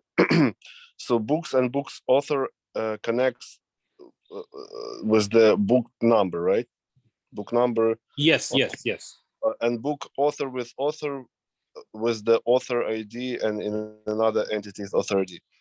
Okay, so here's the question. For example, as I understand, for like a physical implementation of this entity, so name is the role, if to look at as the Excel, and attributes as the columns, right? Basically, so if the book has many authors, for example, two authors, so it's gonna be book number 1, 2, 3, book author like two authors. Another book could have like 3 authors. Another book could have like 5 of them. So does it mean in the first case, if it's only 2 authors, so we write 2 authors, and other 3 we write 0, 0, 0, or how is it works? Okay, so how it works is, first of all, you have book number 1. I'm going to put it here. Let's say book number 1, okay? It has author 1, 2, 3. Book number 2, it has author 2, 3, 4, okay? So in your database, and we're going to see that a little bit later, you will have as 2 column, book number and author ID. And the rows is going to be 1, 1, 1, 2, 1, 3, 2, 2, 2, 3, 2, 4. Is that what you mean? So it's like a grid, right? Yes, it's like a grid. This is how it's going to show up in the database.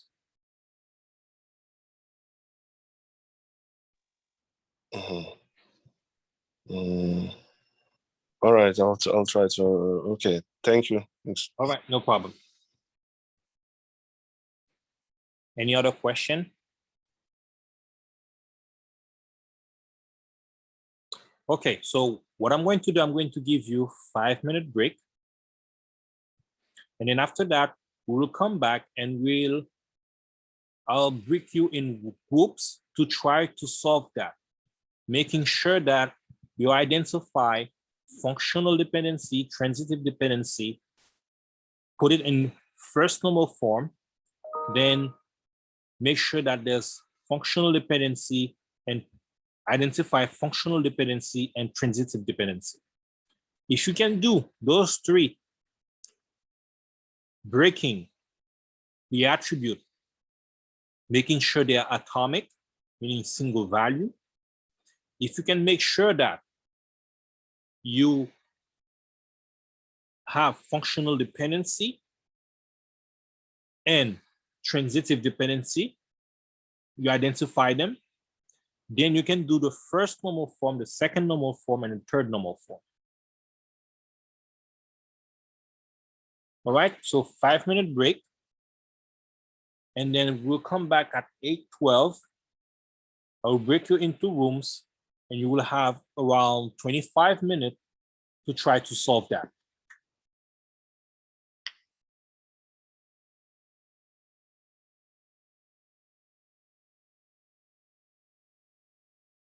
Balance will always change. How to solve that? Yes, this is how we're going to find out.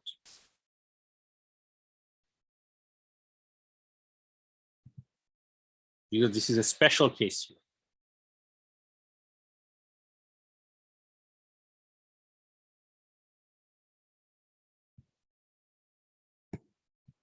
All right, 5-minute break, and we'll be back at 8:12.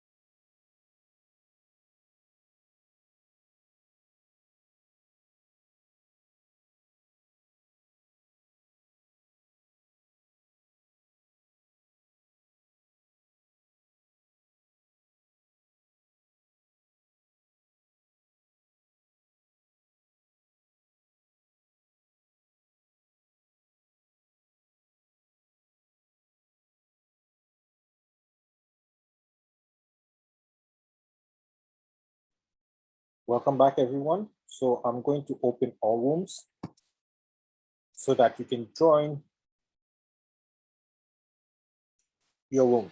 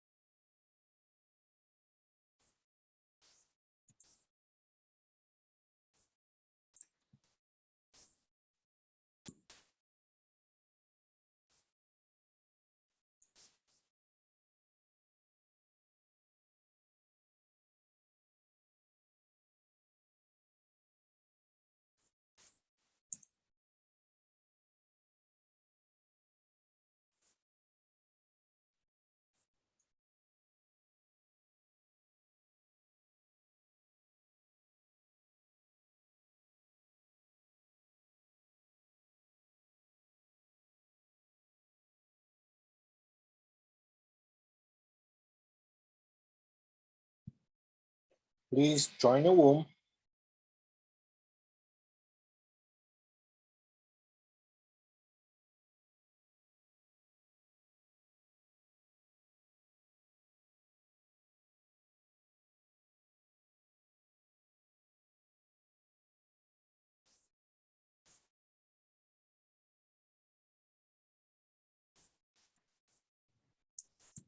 Hi, Professor.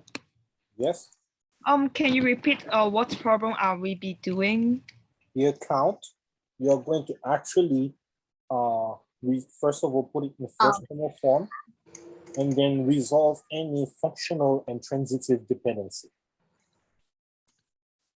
Oh. Excuse me, Professor, can I also check the assignments again because I forget to. Oh, okay. So this. I'm going to share a link with you. Okay, thank you so much. Okay.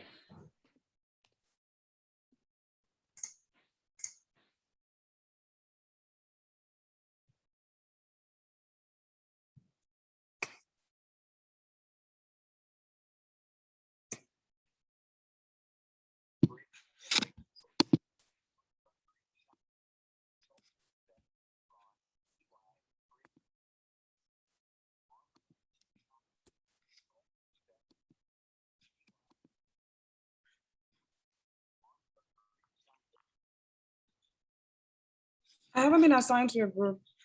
No, you can choose your group. Oh, okay.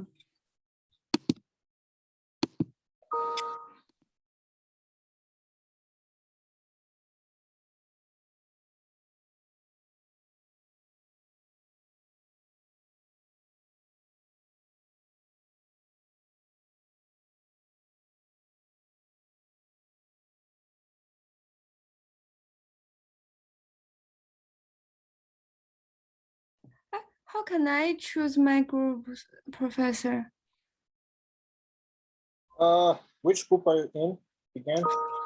4. Okay, let me try to move you. Oh, okay, thank you. All right.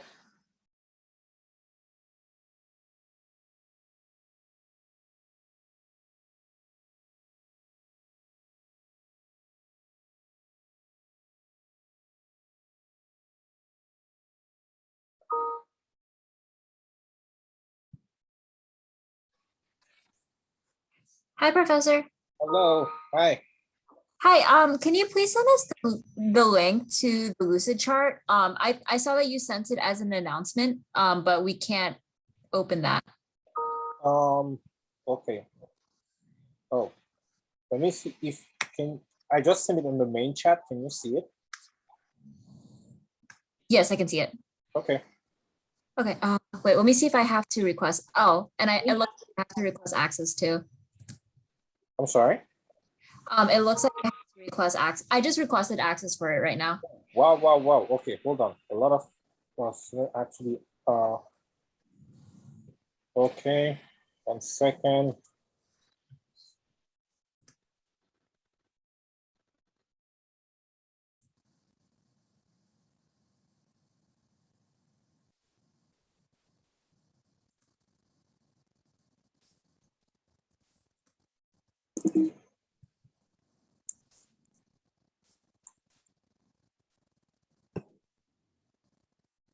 Okay, I have Alexandra Chan.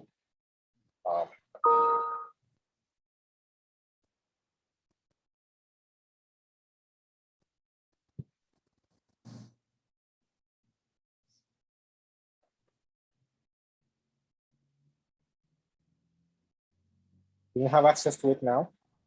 Let me check.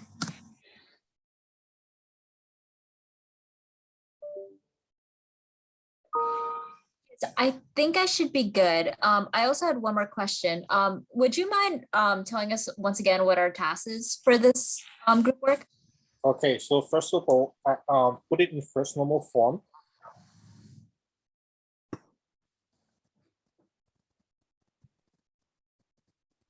Right there. Oh, wait, sorry, what did you say? Put it in first normal form. Okay. Put it in first normal form, and then try to identify any functional and transitive dependency. Okay.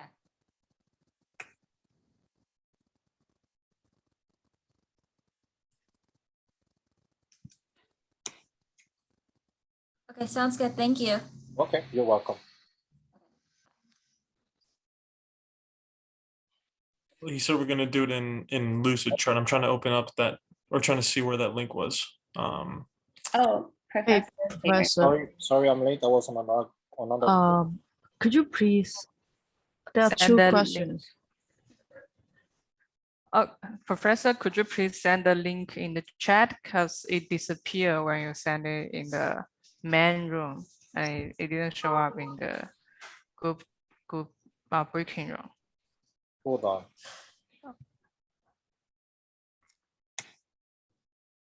Yeah, thank you. You have it now? Yeah. Okay, awesome.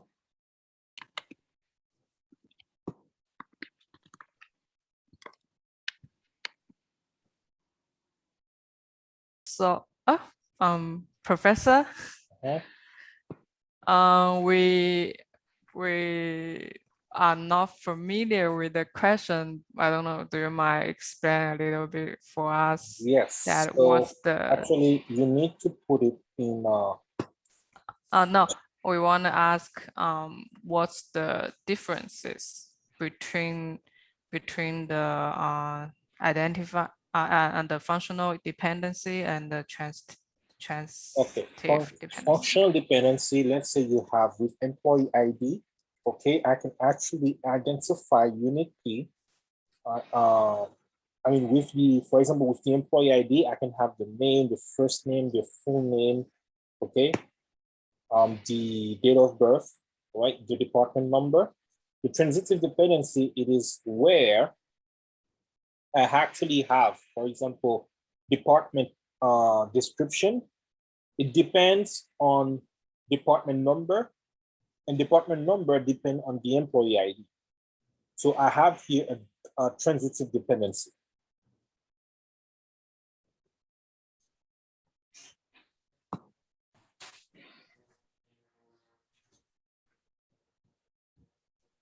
You there so far?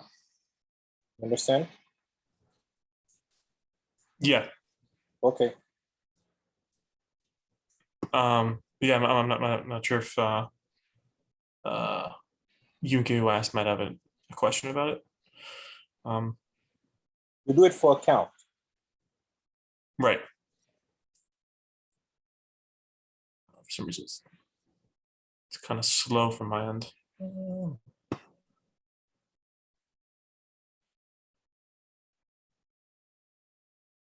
There it is. Yeah, I'm opening it up on Lucid Chart. Okay. So do a copy of it.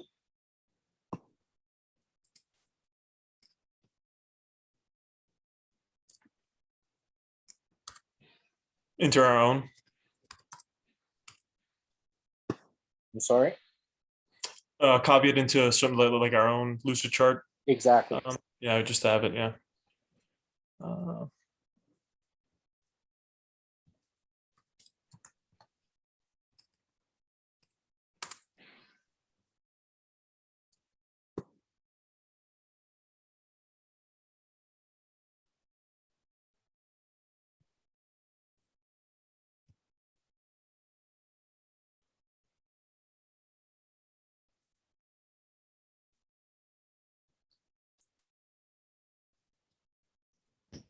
So anyone want to share screen to do together?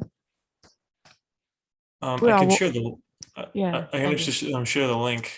Okay, cool. Just okay, copied.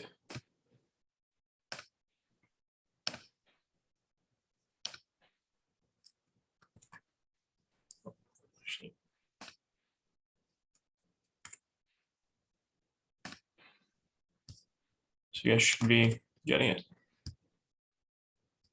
Just let me know.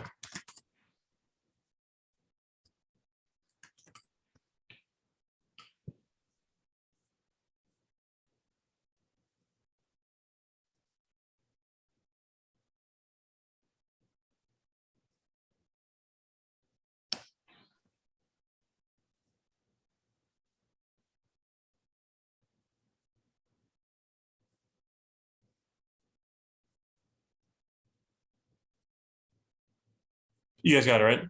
Okay. Yeah. This is the link to the copy that you made. Yeah, yeah. Yeah, I got it.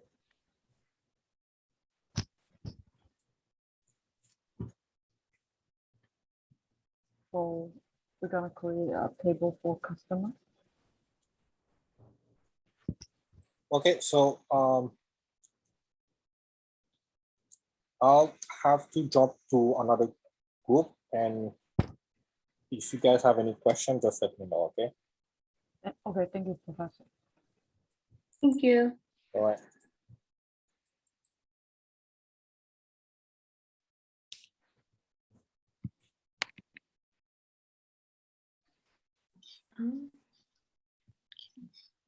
Hello, Professor.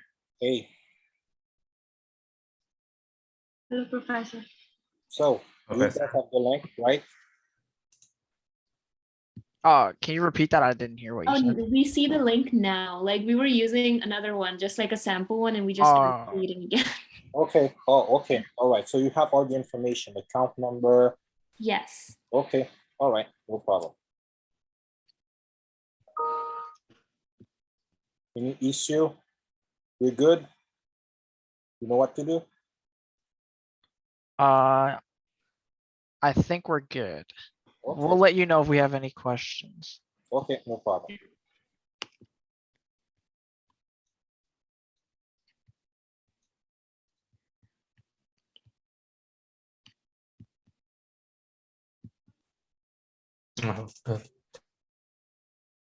Yeah, because I was trying to see what exactly the one which we is a foreign key for that. Because see the account table we may have. Oh, it looks like Professor joined. Hey, Professor. Hey, hi. Just making sure that you guys Yeah, Professor, can you put that URL here in the chat because we are not able to capture from because it just comes as a strip. How about Yeah, now? yeah. Oh, Yeah, no. Thank you so much. I'm still typing for this. So it's just for FI, Professor. It keeps as a some kind of a strap line, and we're not able to capture that. Okay, awesome. Professor? Yes. Sorry, this is from room 6. We cannot really access the link that you sent in the chat because we cannot copy it. Oh yeah. Actually, Professor just copied in our chat. You can take it from here. Are you there in the chat? Oh, and I just joined, so I didn't see anything. Okay, just see if you can take it here. You just take it from there and paste it in your chat. Request access. Thank you so much. Can you No worries, request chat. access to that link so that I can actually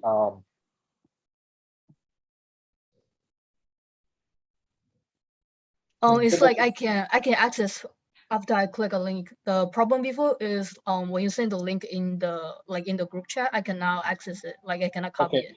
Okay, all right, cool. Thank you. All right, no problem. So, Professor, we have this account table, correct? And so we're trying to just make the primary and the foreign key, trying to understand. So is there any other one which we'd like us to take for it? No, only for account. Only for account. So we still have the opening days. I think we should keep it in the account table. Yes. But I'll let you work, guys, to see what you come up with. Understood. Yeah, no worries, Professor. We just that you understand. Yeah. We understood, Professor. We just thought, just if you're here, just utilize your time. Thanks for it, Professor. You're welcome. So, guys, I mean, we have this account number.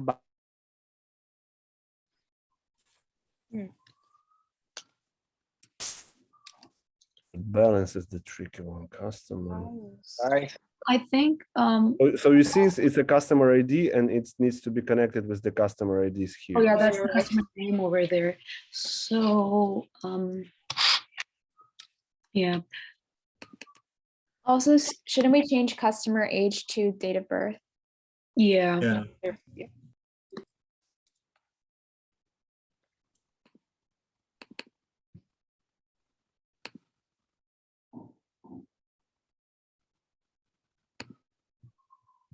It's like What's the balance ID? no, I'm thinking because he said it's the tricky one. So how to connect it? So maybe Because I don't think there's a balance ID, is there? no. The point is, I was asking him a question. So balance is changing every day or every hour. So in order not to change it in this table, in this entity, you have to somehow, I don't know, somehow. Doesn't matter how much. No, I think some accounts do have a minimum balance. No, they don't. They do, right? No, as I understand, the balance is like, it's like, for example, your checking account.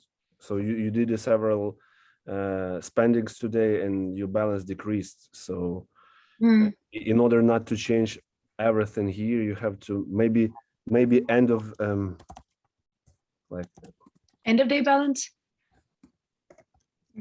but end of the day 1, end of the day 2, end of the day 3. Or we can say transactions, Number of transactions, maybe, right? the amount of transaction. Oh, some accounts have a maximum number of transactions, or like if you want to withdraw something, a maximum amount that you can withdraw or a minimum amount you have to keep in your account. I don't know if that makes sense, but that's What's the type of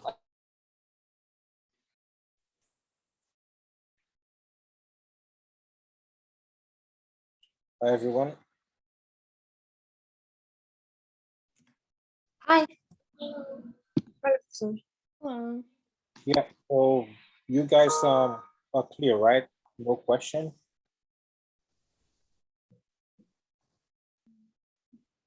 Hello. Can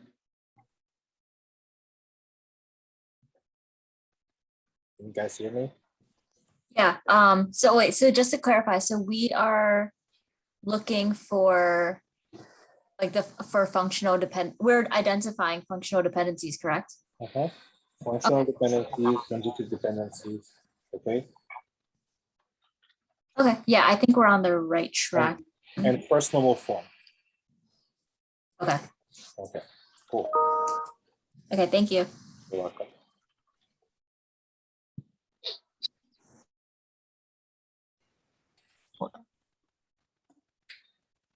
Like the, I did and this one just that ID. before, right? Oh, sorry? I did talk to you already, right? Not yet. No. This Not is yet. this is group 6. This is the first time? Yeah. This is the first time, yeah. Sorry, guys. Okay, so you guys understand what needs to be done, right? Yeah, we're doing We just get the link from different group. Oh, okay, you got the link, right? Yeah, we did. Yeah, we got the link. Okay, all right, no problem. Oh.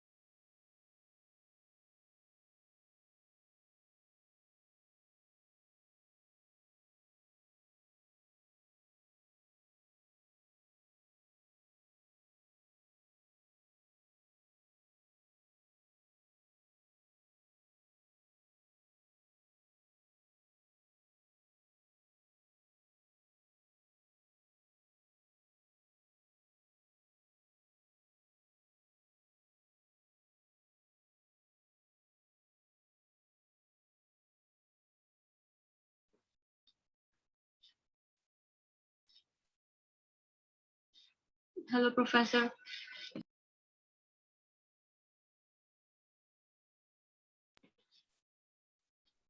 Yes, hello. Yeah, we are back. Group 1. Oh, already? So we just had to do the normalization, right? Yes. I think we did. Okay. All right, no problem. So I'm gonna give the other groups another 3 minutes. Okay.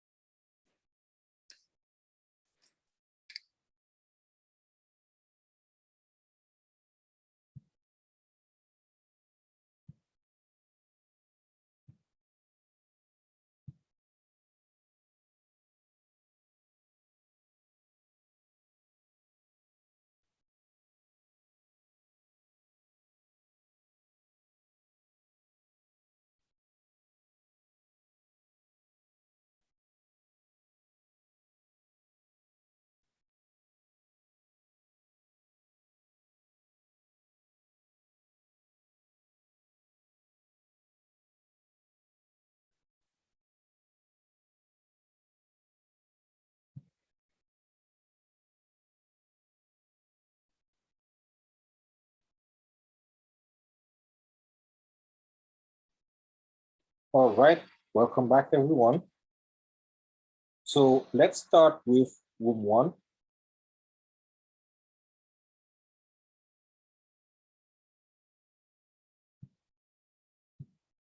Hello?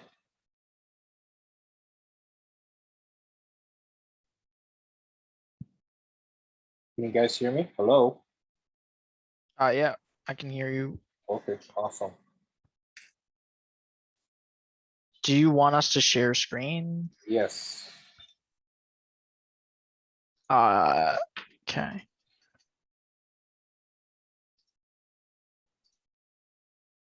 Can you see it? So we had the account type and we decided to have another class called ownership that holds the account number and customer ID. And then the ownership and customer has a many-to-many relationship. And we also had account with another class called account type where it was a one-to-many relationship. Okay. And So you said ownership, you have the account number and the customer ID. Meaning that one account you can have multiple customer, right? Yeah. Oh, okay. All right. Because there's like joint accounts where like 2 people own that account. That's what we were thinking. Okay. So now my question for you, the account, it has a balance, right?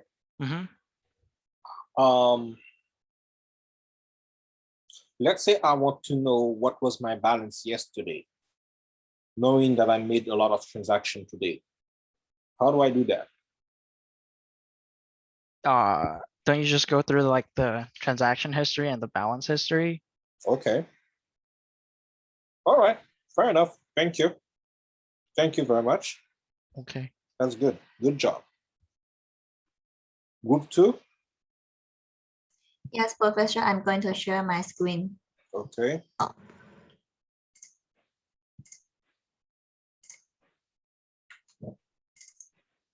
Yes, that our school discussion. So we want to simplify the account table. So we create a customer table type, account type table, and for the balance, because we know the balance will change after each transition. So we also create a transition table. So after the cash in, cash out action, so we can calculate the balance, and then we can find out the actually balance when you check it for every time. Okay.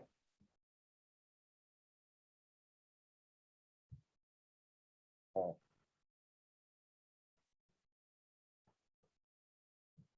Hmm.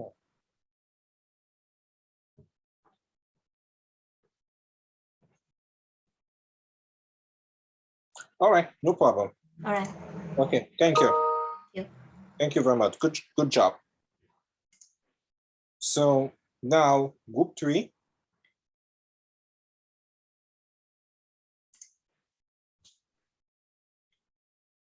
Who's going to share?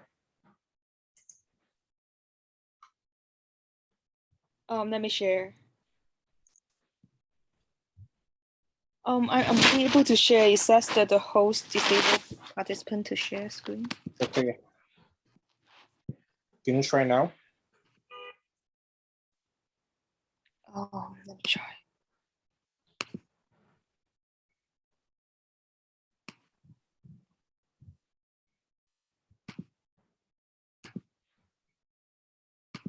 Oh, 1 second. I think I have to go to the setting, the system preference to do something. 1 second.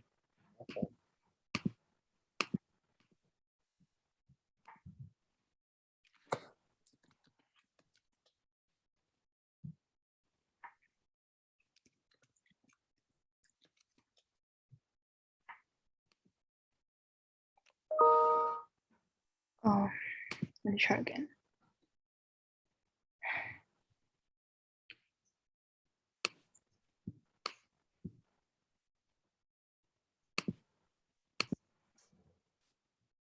Can you guys see my screen? Yes. Yes. So the account number is functional dependency with the account, and the balance ID it is, but the balance dates, the beginning date of balance and end of day balance and balance prefill is not functional dependency with the account. So we create a foreign key. And the opening date is functional dependency with the account. So stay here. And for the customer, ID is functional dependency with the account, but the customer name, address, date of birth, and gender is not. So we create a foreign key for customer. And account type ID is functional dependency with account, but the account type name and account type description are not. So we create a foreign key for that. Okay.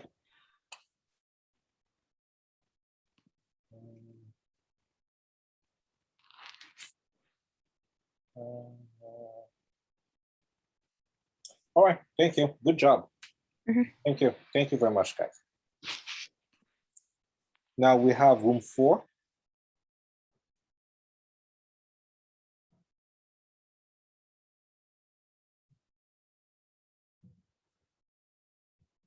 Who wants to share?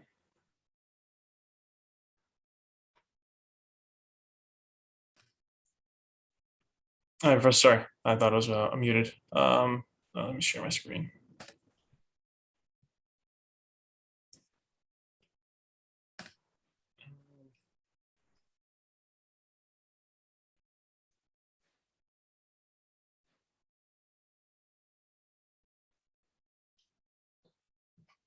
Can you see my screen?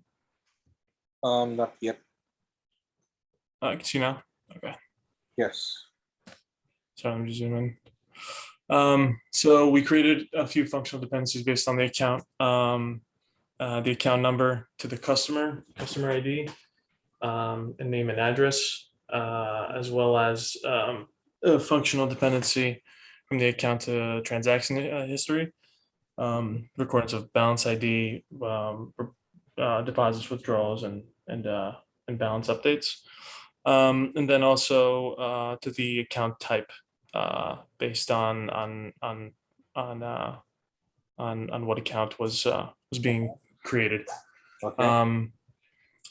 And yeah, so those were the functional dependencies. We were having a little bit of technical difficulties trying to get everybody on Lucidchart, and had some questions so we didn't finish it as much as we wanted to, but yeah, that's as far as we got. Okay, all right, no problem. See one thing. All right, good job. Good job. Thank you very much. Thank you. All right. Now, group 5. Okay, I'll share my screen. Is that host disable participants? Can you try now?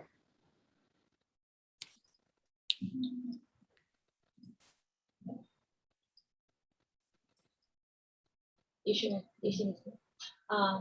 So we've broken down on account with customer account type and balance history, as we got there the dependent type as well. And then for the customer, we dive into the customer name, ID, and address.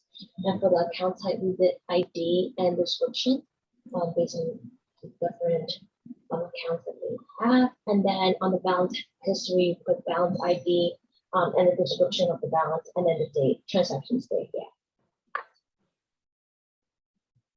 Okay.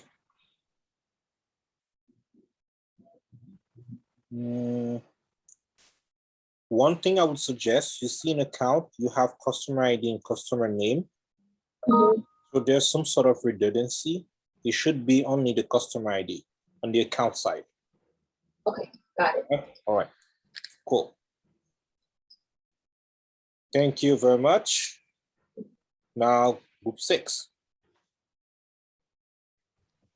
I'm gonna share my screen. I think I'm disabled from screen sharing. Can you try now? Yes, thank you.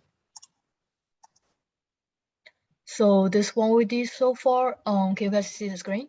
Yeah. So we create a another table just for the customer and have the information about the customer stored in there instead of having it in the account. Also, we create another table for the bank information. So we have the details about the bank stored in another table as well. And we have bank ID, the customer ID stored in the account. So it's gonna be functionally dependent on the account ID. And all the other attributes there in the account table is going to be functional dependency on account ID as well. We also create another table for account type and have the attribute with account ID and account category. We didn't get to discuss about the relationship between each table because we're kind of running out of time. So that's what I have so far. Okay, all right, awesome, awesome. Thank you. Thank you very much, guys. You have done a good job. Now what you do, can you please send me a copy, just a screenshot of your work to my email, okay? And you put all the members of the group in copy so that I can review them and give you more feedback on that. Can you guys do that for me, please? Email or in email? Email. Okay. Sure. Thank you. Now, there's one particular question I would like to ask you guys. The address. Okay. And this is one of the most problematic issues that sometimes we encounter while we are doing, how would I say that? while we are doing databases. What does constitute an address?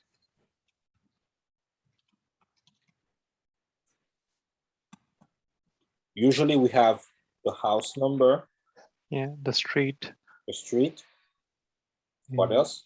The zip code. City. Zip City. code. City, zip code. City, zip code, country, State.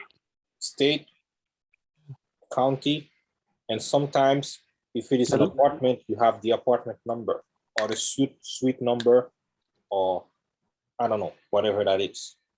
Or a famous landmark, something like that. Yeah, a famous landmark or something like that, or nearby landmark. Okay, there's actually some countries. Okay, for example, it might be a little bit difficult for you to get the address. You would say in front of this building, or at the angle of those two streets in some countries. All right. So this has become problematic. And sometimes some people just decompose it, break it into another table. We have an address table. Or some people leave it as it is. Now, my question for you, what should be the best implementation for address? Should it stay as only one attribute in one table? Then you violate the first normal form? Or should it be in a separate table? Should it be in a separate table with, how would I say that? With all the information that I mentioned?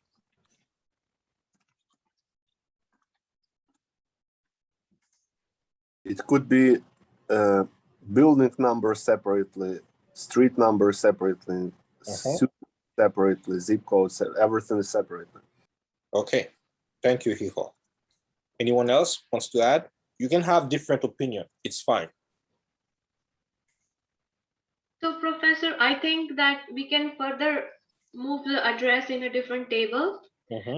But then I think it's also okay to have it in the, let's say, customer table, or like whatever that our entity. It's also okay to have it there, because it's like a composite key, or like the first name and the address will make it a unique row. I mean, I feel that. Okay.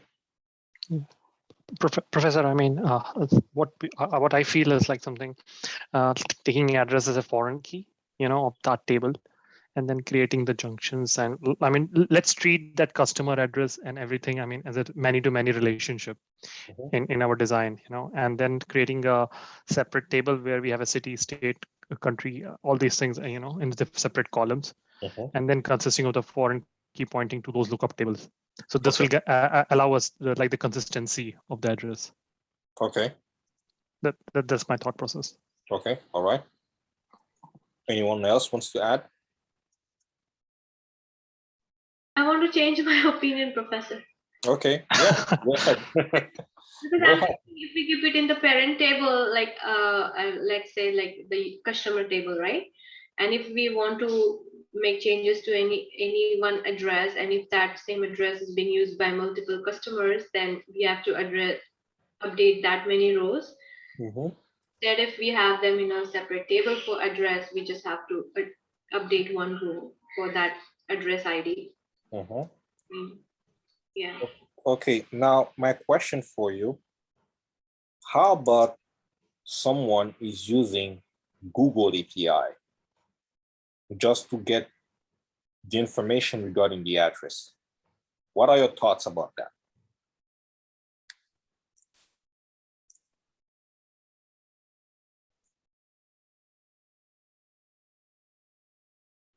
Thoughts meaning like what exactly? What do you think? What do you think about that? Then it has to be in a different table. Okay, why is that? Because the API, how does the API know, like, I mean, what is the scenario for the API? Like, is it going to look for address based on a customer ID? Then, Okay, so you see sometimes when you're typing, when you're registering in a form, sometimes when you start typing the address, it actually gives you the full address. right. Yeah, For example, I'm living in 14 Garfield Street. Okay, I'm starting to type 14 Garfield, and then it's starting to give me all the addresses in the United States that starts with 14 Garfield Street until I put the city and then I click on it. When I click on it, the form will actually give me the complete address. Yeah, it has to be in a different address table. Okay. And maybe, Professor, it depends on the API services which we want to use and how much we want to go in the depth of our application. Okay. So I mean, so because Google has certain, I mean, the API address will be based on the geocoding and the kind of information they're giving on the maps. So the plot address on the actual map. So how much information we want to process, that's why I will think, and we'll have a separate table for that. Okay. All right. No problem. So I believe now it's time to end the class. But before, does anyone has any question regarding what we've seen today?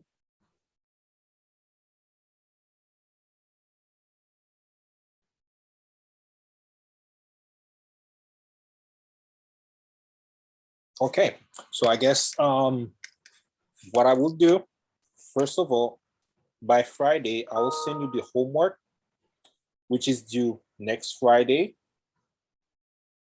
And then I will also send you the practice exam.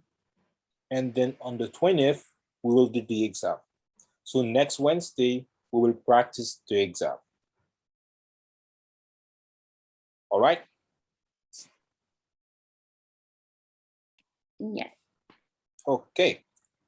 Thank you very much, everyone. Have a good night and have a good rest of the week. Thank you. Good night, Professor. Thank you. You too. Thank you. Thank you, Professor, for your time. Thank you. So Professor, regarding the this address, like you didn't say anything to us, like what's the right way to do it? Oh, yes. So here's the thing. Yeah. Depend actually on the requirement.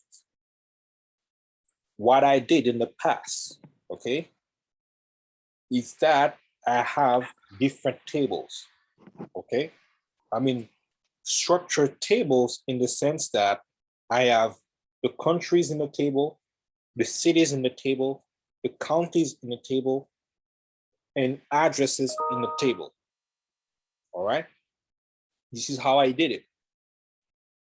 There's another situation where I actually have the address, the city, the zip code. I mean, how I did it. I don't know if you guys have some time. I can still show you how I did it. Would that be okay?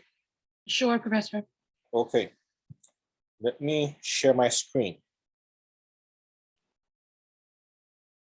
Oh.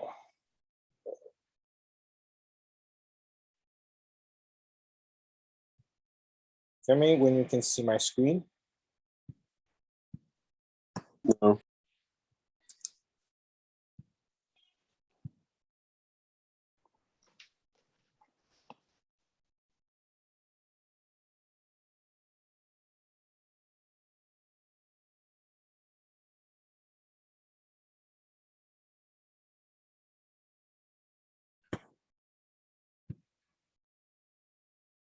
Can you see it now? Yes. Okay. So there's a situation, actually, this is how I did, okay? And you don't have to follow the same approach as me. I had to do a database for a real estate agency where I have the property here, okay? And I didn't put the address, I just put street line, zip code, city, country, county, what else did I miss? This is what I did. A building number. The street line is actually in the building number. That's why I just put only address, okay? But it is the street line and the house. There's another case. I had to do a whole different thing where I'm putting the address, okay? I have another table that has what? The city. State one table and zip one table. I have an address that have the country table. Country. Okay. And here in the city, okay, I have the city name, the zip code. Why? Because cities can have a zip code, okay, only one zip code, okay, and I have the country ID, okay, which reference to that country ID, country name. This is what I did. But what is the purpose of dividing into like to run the query basically? Yeah, to run multiple queries, but sometimes when I have to do reports, okay, and this is later when you're going to see data warehousing, I actually know, for example, for whatever address that I have, I need to know, let's say, for example, I'm in a company, I know the addresses, so I just need to know, okay, from which city I have a lot of customers. Where all my customers come from which zip code has the most customers. You understand what I mean? Oh, yeah. So this is where you're going when you're going to hire normal form. And some people, you may even add what we call county, okay? And here, instead of country, I'm putting the county ID here.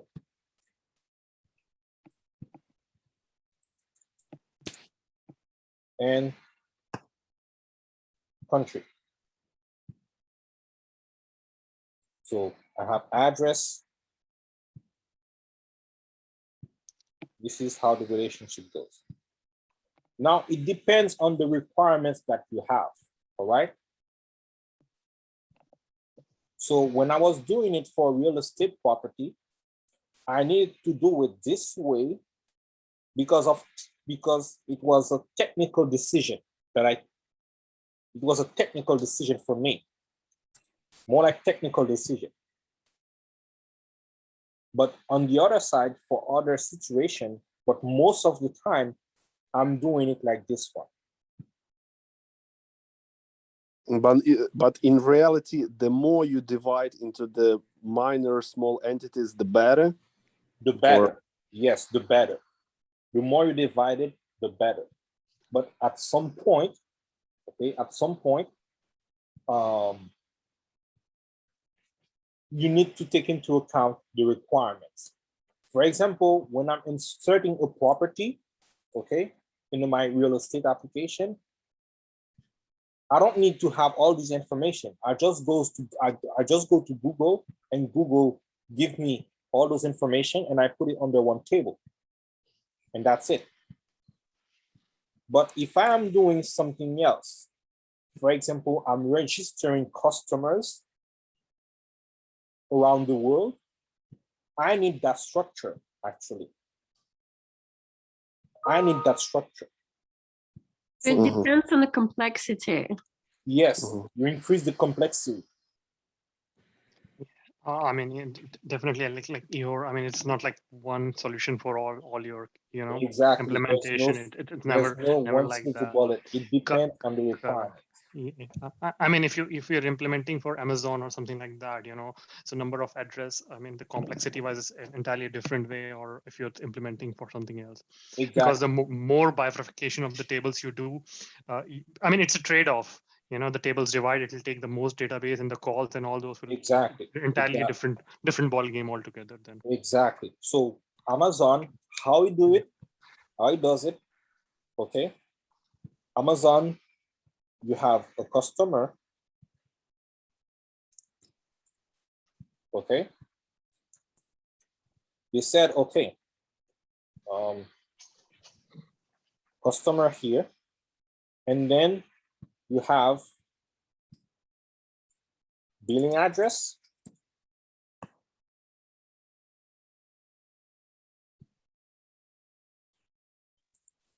shipping address. And Amazon copy all these information that are here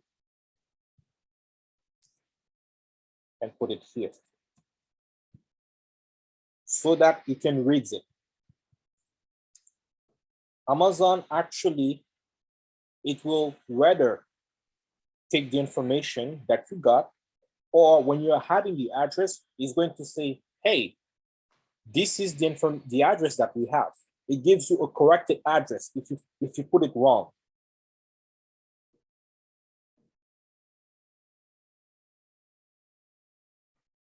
You understand what I mean? Hello? Yeah, that does happen. Yeah. Yes, Professor. Yeah. Some implementation, some people, what they do, they have address here. Whoops. They give you all this information, and they said another parameter said is shipping, and then they would say yes. You could take two values, yes or no. That's all. Oh, the question: can the attribute value be 0 or an 1. A have nothing in that? It could be 0 or 1. When we are going to see data type, we were supposed to see today, but unfortunately we didn't have time. When we're going to see data type, there's a data type called Boolean. It actually says, okay, if it says yes or no. For example, when it comes to for example, hospital history, like say heart disease, yes, no, like diabetes, yes, no, and you exactly. Okay. This is what we see. This is what we say. Yes, no. This is why we use Boolean type. Okay, thank you very much. Thank you.